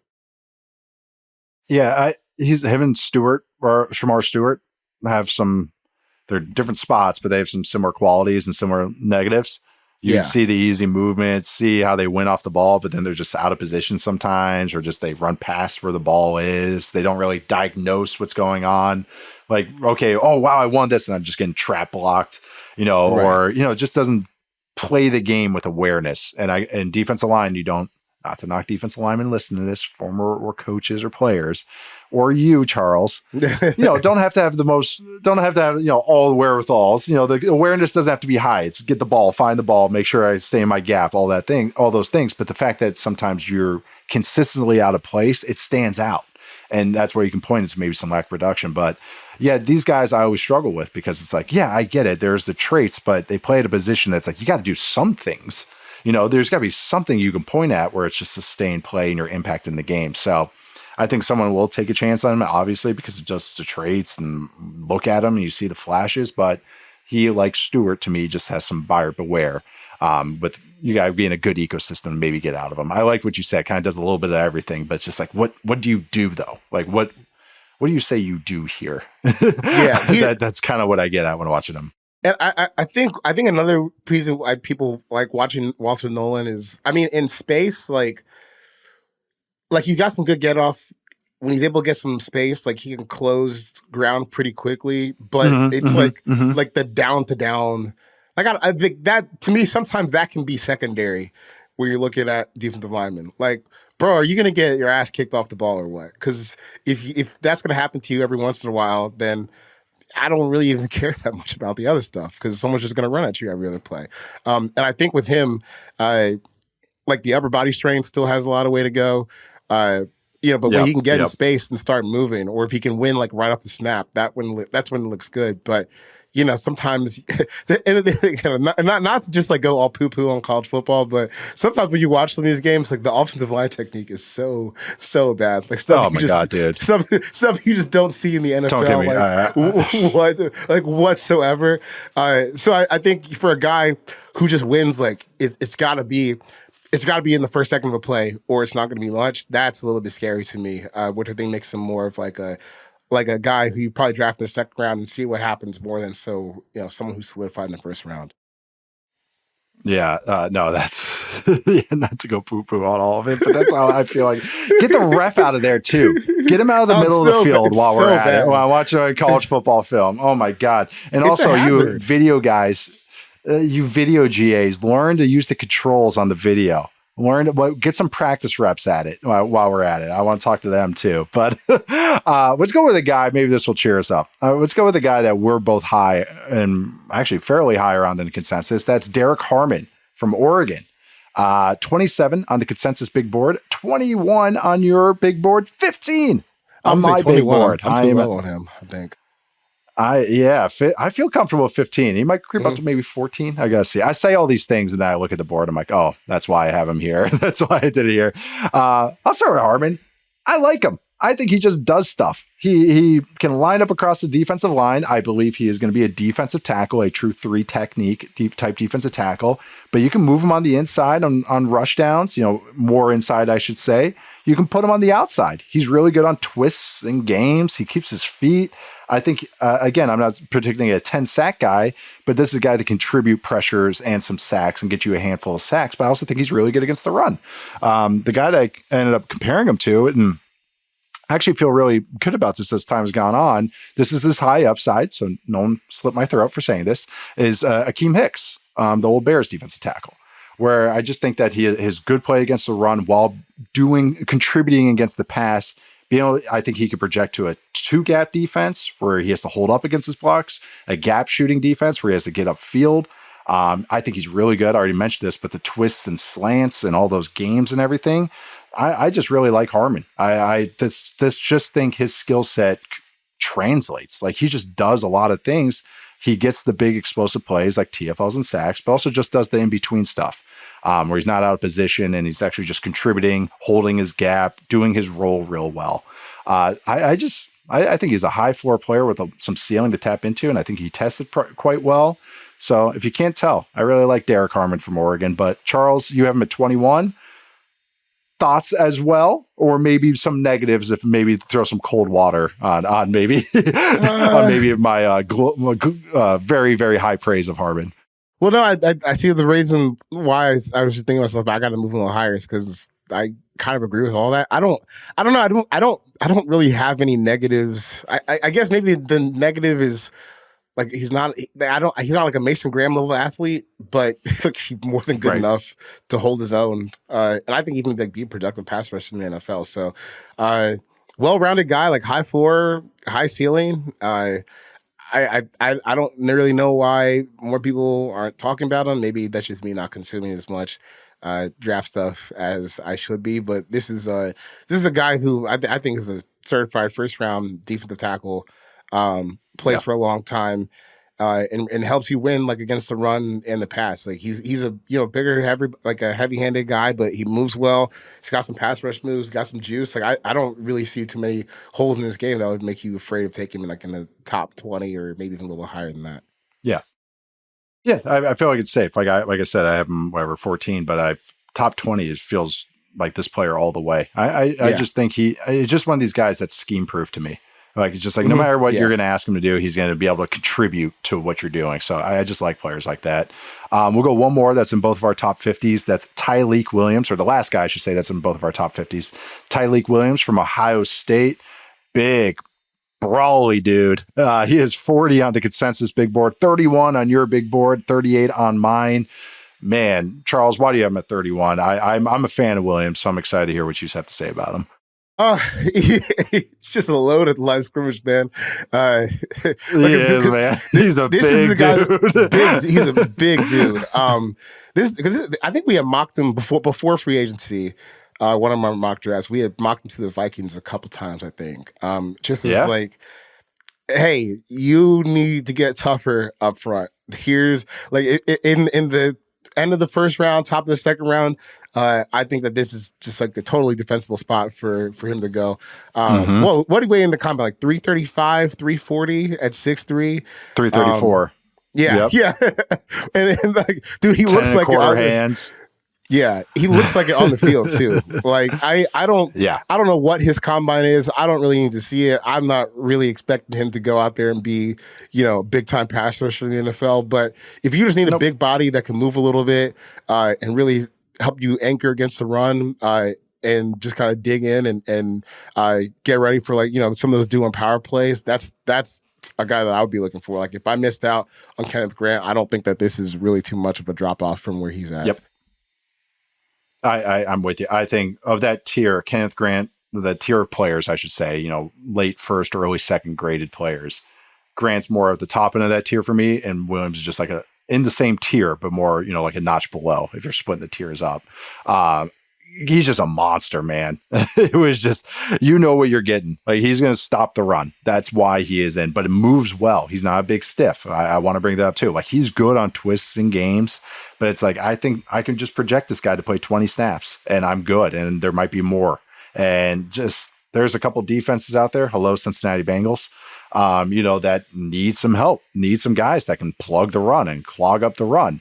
And that's what Williams is. If you're a team that needs that and you're okay and you got pass rush juice elsewhere, like you got a guy like, I don't know if I think he'll end up being a Bengal still, but Trey Hendrickson, that's maybe not going to stop the run, but he's going to get after the passer. And we need someone that can just eat up some blocks. Boom. Williams is your type of guy. So this is just a unique type of skill set, but everyone needs one on their team. I think he could be a high-end version of that skill set, which is the plugger.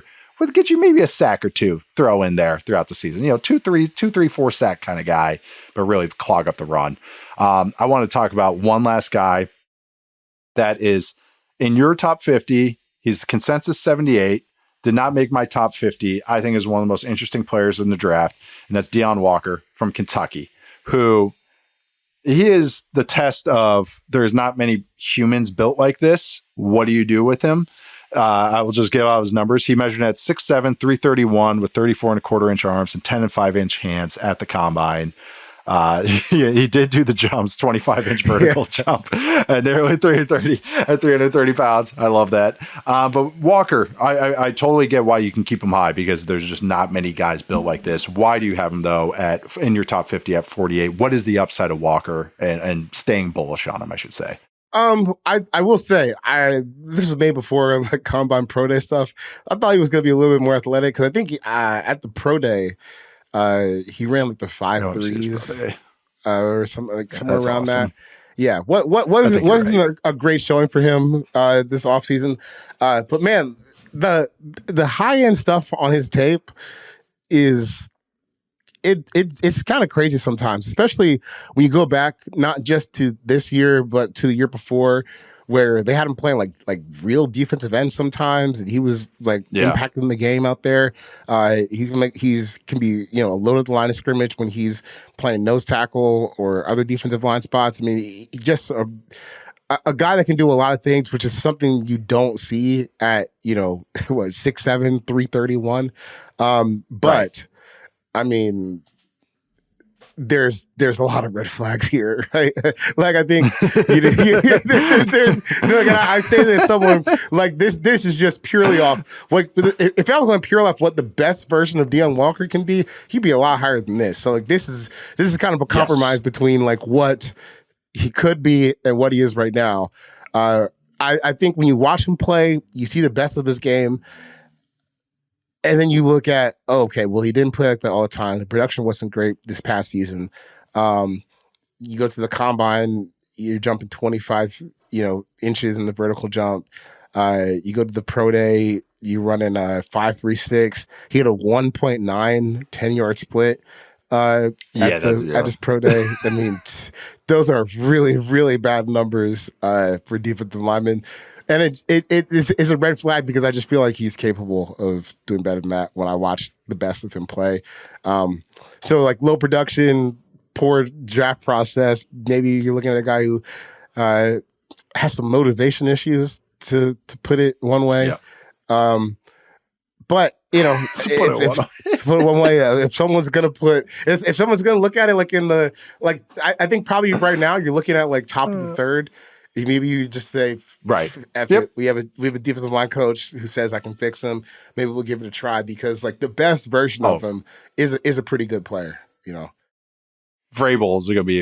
This is like Vrabel's dream. he loves having a player he could just ride.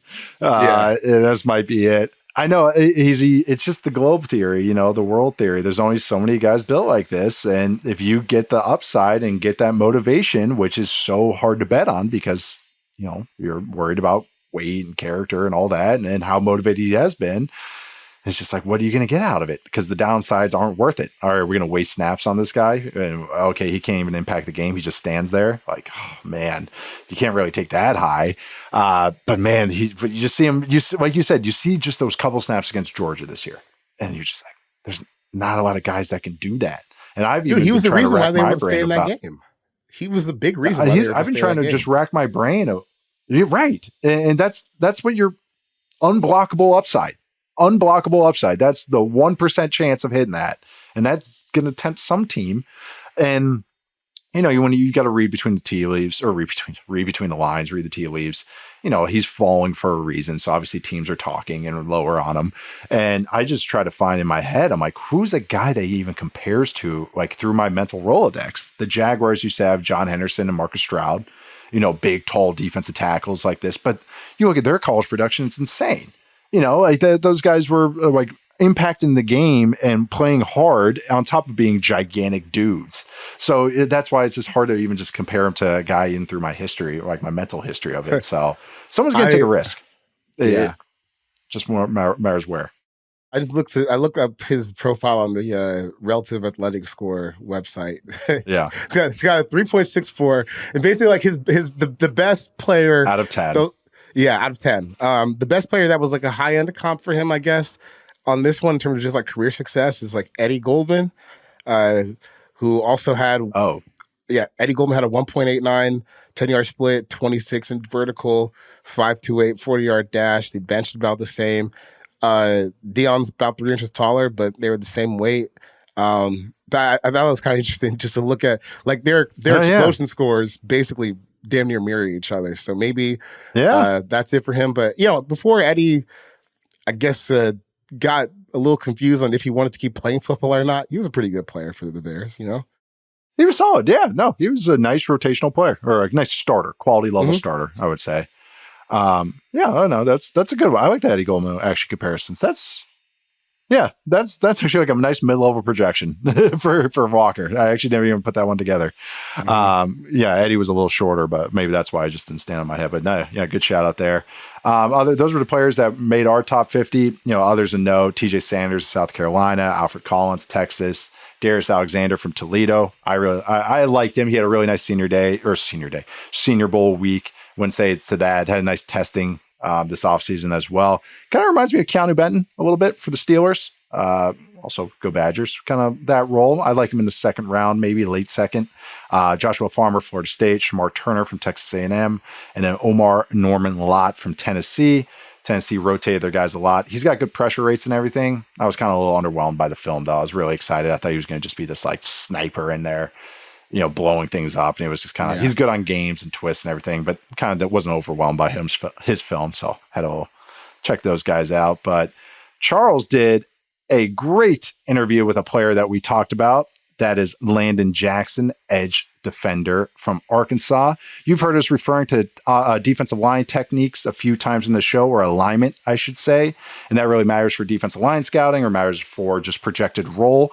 So we wanted to kind of just take 2 seconds here to explain what we're talking about here, because Charles, you'll hear in the interview with Landon, he refers to a 4-eye technique.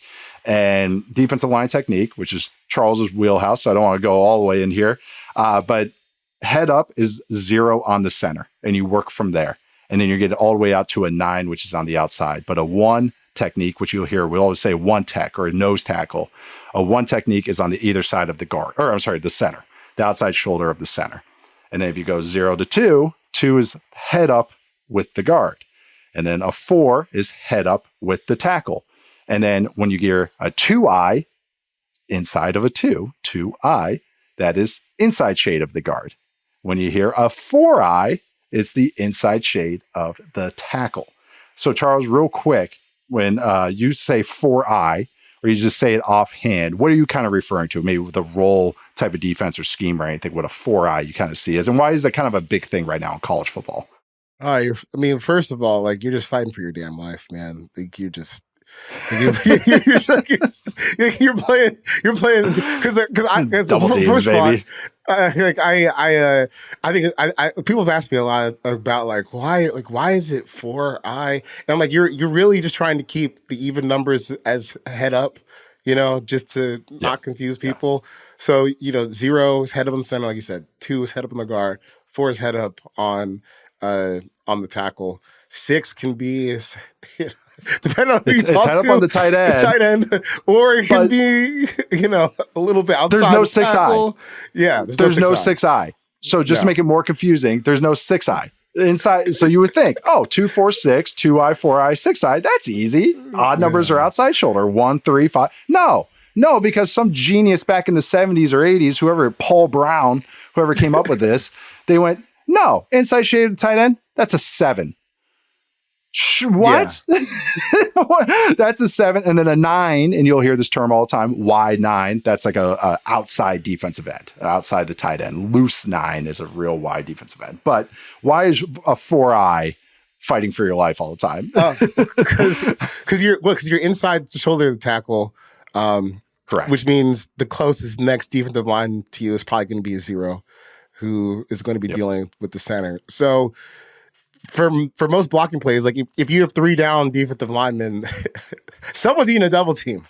So someone somewhere most likely is at least, if you're not eating a double team, you're getting, a hand on you as they try to work up to the next level, which is it's tough to deal with. And also, usually when you're playing 4-eye, your responsibilities will change because, it's the same gap. You're playing B gap, but when you're playing 3 technique, usually you have a little bit more protection, maybe with more defensive linemen on the line of scrimmage, or you have a couple more linebackers behind you. But when you're playing 4-eye, you are the first and sometimes last line of defense before something springs into the second level of defense, especially with how spread out college offenses are. And just how you have to align to prepare for an offense like Tennessee, who has wide receivers literally from sideline to sideline. If you're going to play that 4-eye, you have to be a dog, or else if you lose your play, the next thing you know, the running back, he can already be on the safety before you start blinking. So it's not a position where you're going to go and get upfield and get a whole lot of sacks, because I tell you what, if you're going to play 4-eye and you're going to be an upfield guy, you better make that play every single time, or else, the structure of your defense is just totally broken. I understand why teams who don't have a whole lot of talent play like tight in that that style of defense because with all the misdirection and RPOs and junk college offenses that we see, it can be easier just to keep stuff in front of you and just to have guys like sit on the line of scrimmage and just try and eat stuff while you read stuff out and maybe make plays for like 1 or 2 yard gains, and you can crash harder off the edge on mesh point stuff and RPO. I see why teams use it, but like, dude, if you're Georgia, just 4 man down and just go beat the crap out of some people. Like, you don't have to play concern and stuff like that, because even like Michigan, they don't sit around like in tight stuff. You know, we've got a 1, we've got a 3, right. We've got a 1, we've got 3, we've got edge stuff, and our players are good enough to win almost every single play. But you know, when you're Iowa State or some shit like that, I understand why you might want to play it a little bit more cautious, because it's a it's a numbers game for them. And the game is so geared towards offensive success. Like, you kind of have to protect yourself in some way schematically that might lead to like lesser opportunities. Like, you can look at sack total stuff. But yeah, 4-eye, you're eating blocks. You're fighting for your life. I remember I asked Will Anderson about it a few years ago, because basically when he had that season where he was playing a bunch, he was just like, look, it sucks, it's hard, but at some point we just had to get our best 4 on the field. And if that involves me playing 4-eye, then that's a game. Now, he still had 10 sacks while playing that position, which I think goes to 40 TFLs. Yes. While showing you that, like, how good he is. You know, Landon Jackson, he didn't quite have the level of production, but he still did have some production. I think when you can have any level of production while you're splitting time between like 4-eye and 6 on the outside, resting the edge, it's usually a pretty good time that you can be a productive NFL player in some capacity. Right. And it's just what they have to go against. So like 4-eyes or more, when you hear 2 gapping, that's going to be a 3-4 defense, because there's 3 defensive linemen that are going to have to eat a double team. It's just math and physics. So in college, you see less detached or attached tight end. So you see more true spread offenses, either with 4 wide receivers or the tight end split wide out. So it's truly just 5 offensive linemen. So defenses go, well, we need more guys off the ball to read and react to everything. So what defenses are doing in college is they have 3 defensive linemen. So it's a 0 and 2 4-eyes, because they don't have to worry about the tight end being a part of a double team. So just the 4-eye has to beat the tackle and the guard on the outside. So that it's just a math numbers count thing. And it's just one answer. You know, there's multiple answers to every test. It's just as what colleges have found is the best way to do it. All right, we'll just have our defensive linemen eat blocks, and we'll have so many guys off the ball defending RPOs and bubbles and all the quick game stuff that college offenses are based out of. And we can react. It's more of a react-based defense as opposed to a 4-down, like you refer to, where defensive lineman, I know I got this gap, I'm beating the guard off the snap of the ball. And we've talked about several defensive linemen. They were 1-gappers. So a guy like Derrick Harmon, we think, can do both. But no, just this is really relevant because it's hard to translate some of the edge guys from college where they have to do a 2-gap defense, which they might do on base downs in the NFL. But the NFL is a passing league. You're going to be in sub defenses, 4 down, and ripping and roaring and going. And so that's why it sometimes can be hard to translate these guys. And that's why it's a topic discussion with Landon Jackson, who you talked to, Charles. So I thought it was a very fun explainer. Yeah. And it really does matter. It's not just us saying things to say things and throwing jargon out there. How a technique matters because of the defense they're running in and the asks of the player changes based on the technique they have to play in. Yeah. And I think like one good way to just quickly explain some of the defense you see in college and why there's some, transition questions to the NFL. It's like, bro, you're just not going to see a whole lot of 5-man boxes in the NFL. It's just you're gonna get steamrolled off the field, which just doesn't really happen in college football. Like you can in college, like with some of the offensive linemen, you can feasibly hold up against the run with 3 defensive linemen and 2, sometimes even 1 linebacker in the box.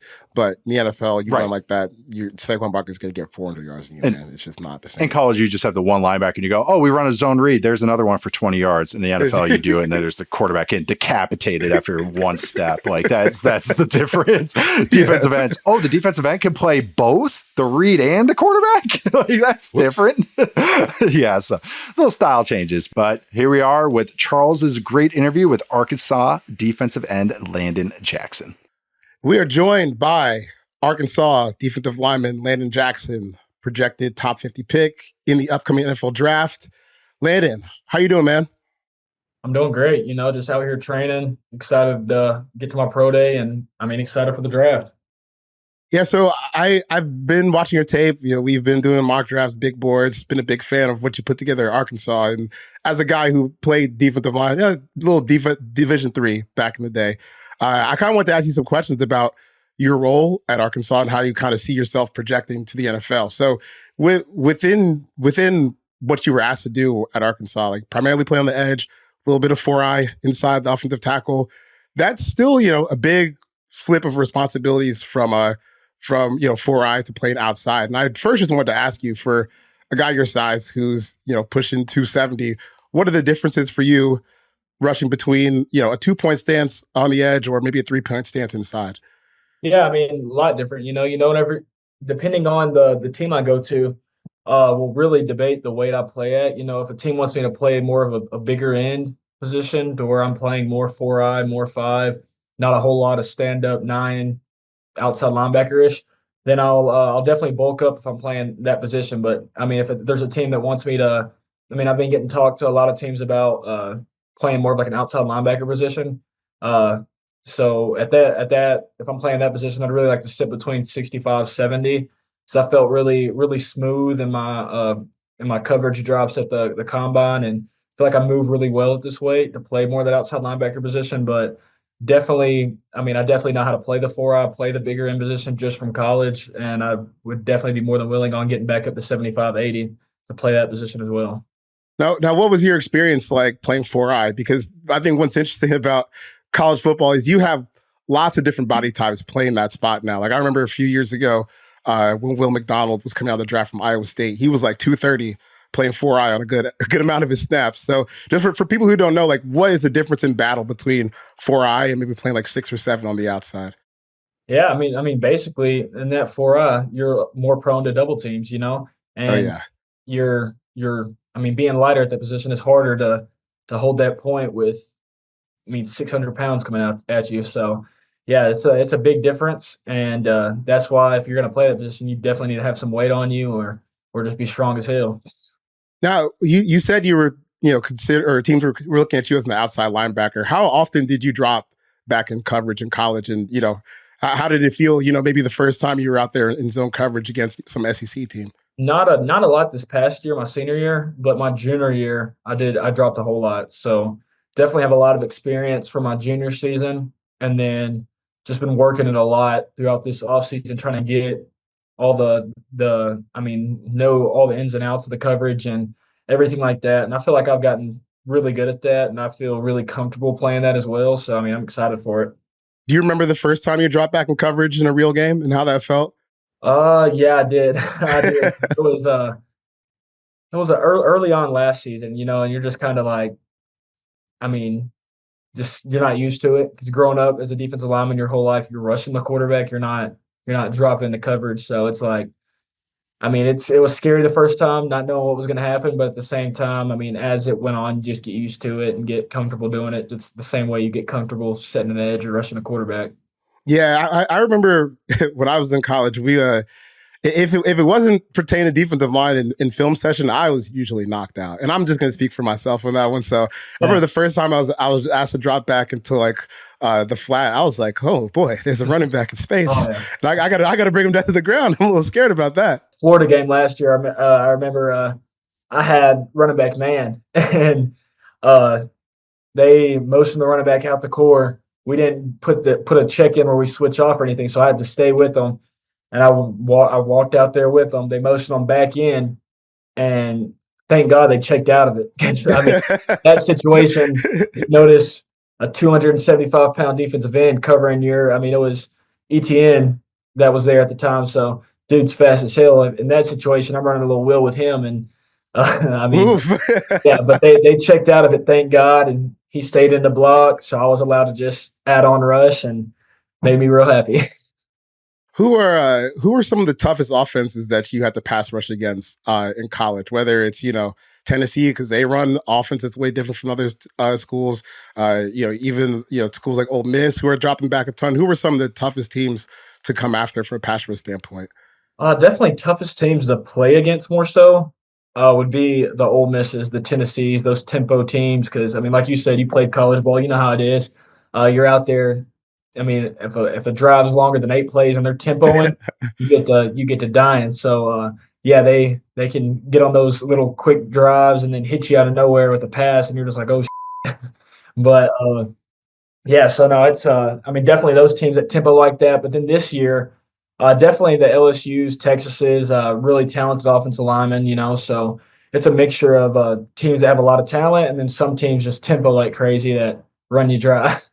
Oh yeah, those early season games are the worst. Where Oh yeah, it's like for it's sure. like August or something, and they're trying to run 100 plays, and you look up in the third quarter and you've hit like 60. Uh huh. Barely even know where you are, but it builds character. It's good It for you. does. It does. Who are some of the players in the NFL that you've seen over the past few years, or maybe that you grew up watching that you've tried to model your game after, or guys you really look up to? Yeah, I mean, there's quite a few of them right now. The edge position in the NFL is just he's getting really talented. You got those defensive ends running 4.3s and everything. Yeah. But guys I really like to study are guys like Max Crosby, Aiden Hutchinson. I like to watch Miles Garrett as well.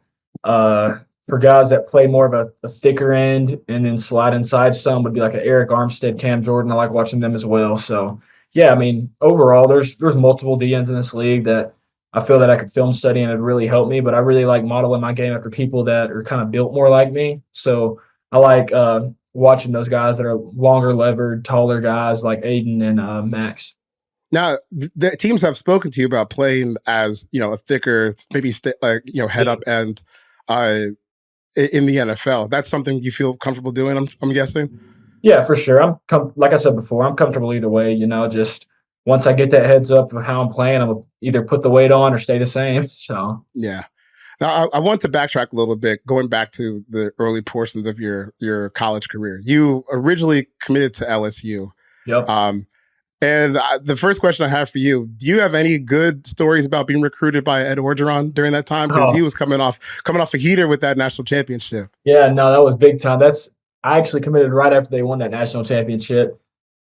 And that dude just, I mean, every time he called at least twice a week, and every time we were on the phone, just so much energy. I mean, he'd get on FaceTime and get on his little coach's balcony and show the city and everything. And no, he made it real exciting to want to get there, and real exciting whenever I was there, it was really fun just playing for him. So it's a dude who brings the juice every day, and that's something I love. You gotta love what you do and be passionate about it, and that's how he went about his business. Yeah, you're from Texas. My family is from the South too. But Okay. you gotta be real. How many times did you listen to Ed on the phone and you had no idea what the hell he was saying? Uh, Honestly got kind of used to it pretty quick because I'm from Texarkana and it's right there on that Louisiana border. So Hmm. I've been down on just basketball, football. I mean, just sports going down to Louisiana and getting. I mean, the more south you get, the more Cajun it gets. And he had a really strong Cajun accent. Oh yeah. Now, what went into your decision to transfer to Arkansas after spending a year at LSU? Yeah, really. Whenever Coach Orgeron and that staff was gone, I just really didn't feel like it was meant for me there anymore.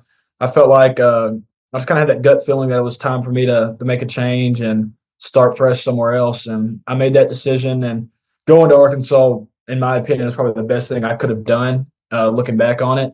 And I'm really, really happy with the decision. I feel like it developed me better than I could have been developed. Not going to say that I could have been developed at LSU because LSU develops freaks every year. So I'm not going to say that, but I just feel like for me personally, it was definitely a much better spot for me. So you get to Arkansas. Obviously, you have these years that put you in this position where you're going to get drafted in a few weeks.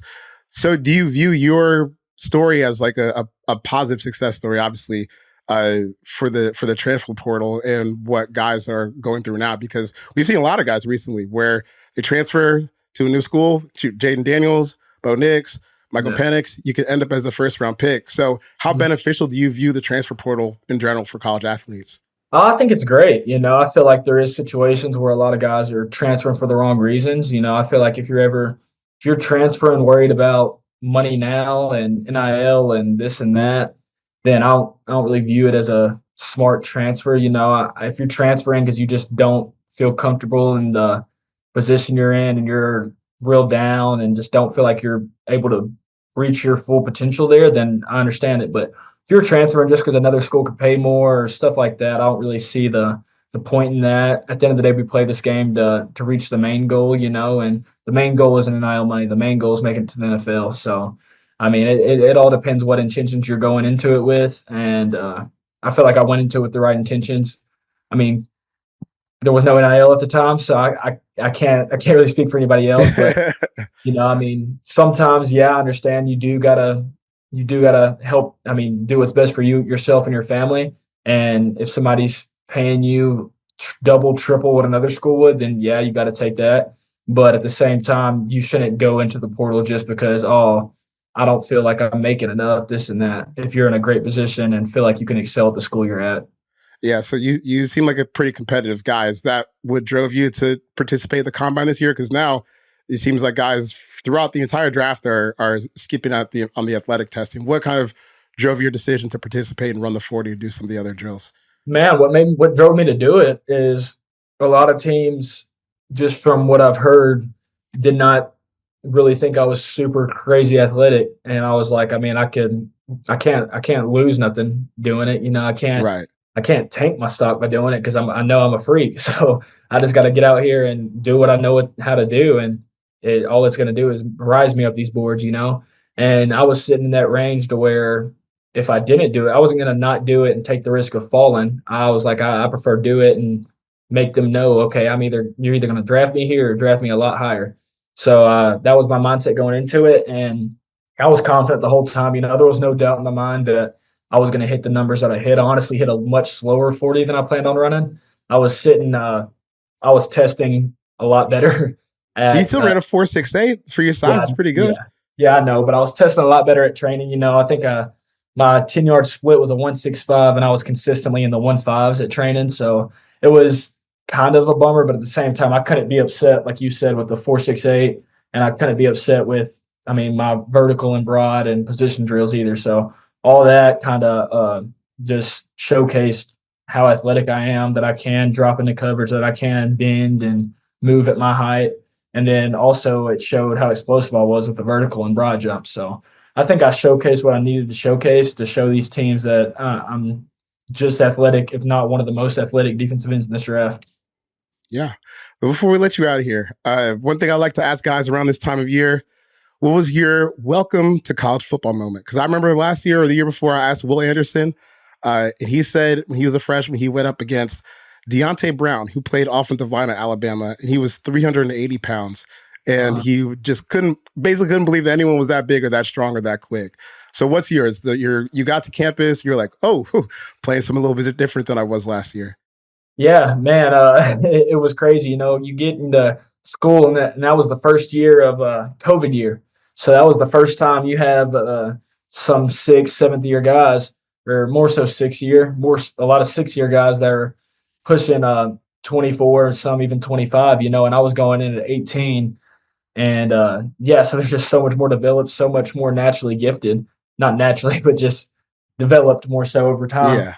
And when I got there, I was like, first I was confident. Weight room felt good because every high schooler goes into college and they're still lifting pretty similar. They're still big freak athletes that can lift a lot, but the difference is the speed of practice.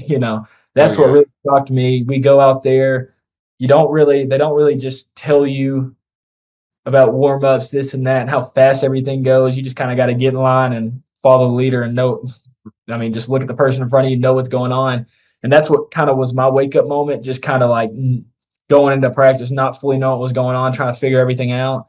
And when you get to thinking you can't perform how you want to perform, whenever you're worried about every little thing. And that's what kind of made me wake up and be like, oh, man, this is a lot different. The speed, those college practices go by so fast early on because the speed of the game, everything's so quick. You're like, it's just flying. But as college went on, that definitely got a lot easier. And by junior, senior year, I was like, man, these practice, the speed of the game felt slow. So it was definitely a big wake up moment. Were there any upperclassmen who got the best of you maybe that year while you were at LSU? One time in practice? Oh, yeah, definitely. man, you got Austin Deculus who was there. He was the left tackle at LSU. I think he's with the Texans right now. I'm not too sure. And then Ed Ingram as well, because I played a lot of inside as well, and I was doing a lot of scout team then. So they had me. I was a scout team 3 tech because I was weighing about 290 at the time. And I remember a few times Ed, he gets under your pads. He'll drive you. Real strong guy. I mean, I want to say he got drafted 3rd round. Second round, I think. Second, 3rd round during that year. And I mean, dude's a freak athlete. I mean, massive, moves really well. So he definitely got the best of me a few times. Hold on. One more question. Did you say you were 290 at that point? I was. So your weight's kind of fluctuated a lot, you know? Yeah, I went from 290 to 235 my sophomore year, back up to 75 my junior year, and I've been sitting at 65 to 75. What's the secret to gaining weight that fast? Really just eating more. You know, I've never been a big eater, so if I'm trying to just maintain weight, like right now, whenever I'm sitting at 65, I only eat about 2 meals a day. You know, don't eat too heavy. Just try eating clean, keep clean weight on. But whenever I'm trying to gain weight, I cook the steaks, a lot of chicken, a lot of healthy foods to put on the weight, and it's not all bad weight. So, yeah, I had a buddy who played offensive line at UNC back in the day who was trying to gain weight, and he was putting Uncrustables and chocolate milk in a blender at night and drinking. See, I can't. That's not me. No. That's Arkansas defensive lineman Landon Jackson, top draft prospect in the upcoming 2025 NFL Draft. Landon, we appreciate the time. Thank you for having me. All right, we are closing it out today. We'll be back on Thursday with my dad, Mike Tice, former Vikings head coach, longtime NFL offensive line coach and player. We're going to talk about offensive line prospects. I put him to work in his retirement. Gave him a couple games. About a dozen prospects to watch. I had to send him numbers and everything. He's been checking them out. So it's going to be really fun talking about it. We're going to dive into some of the positional talk with some of these top prospects and just what my dad thinks. I'm very interested to pick his brain. Hope you guys check that out. I'm Nate Tice. You can find me at Nate_Tice on Twitter and Nate Tice on Blue Sky. That's Charles McDonald. You can find his stuff for Verts on Blue Sky. He also has a very fun piece on Shemar Stewart that you guys can check out as well on Yahoo. Also, make sure to send those mailbag questions. Send those questions to football30mailbag at yahoosports.com or leave us a 5-star review on Apple Podcasts. Subscribe to us, follow us, rate us, watch us on YouTube. Thank you to everyone behind the scenes, especially for this XXXXXL size show on defensive line and edge prospects. It's a fun class. That's why it was so juicy, though. Thank you guys for checking it out. See you guys next time.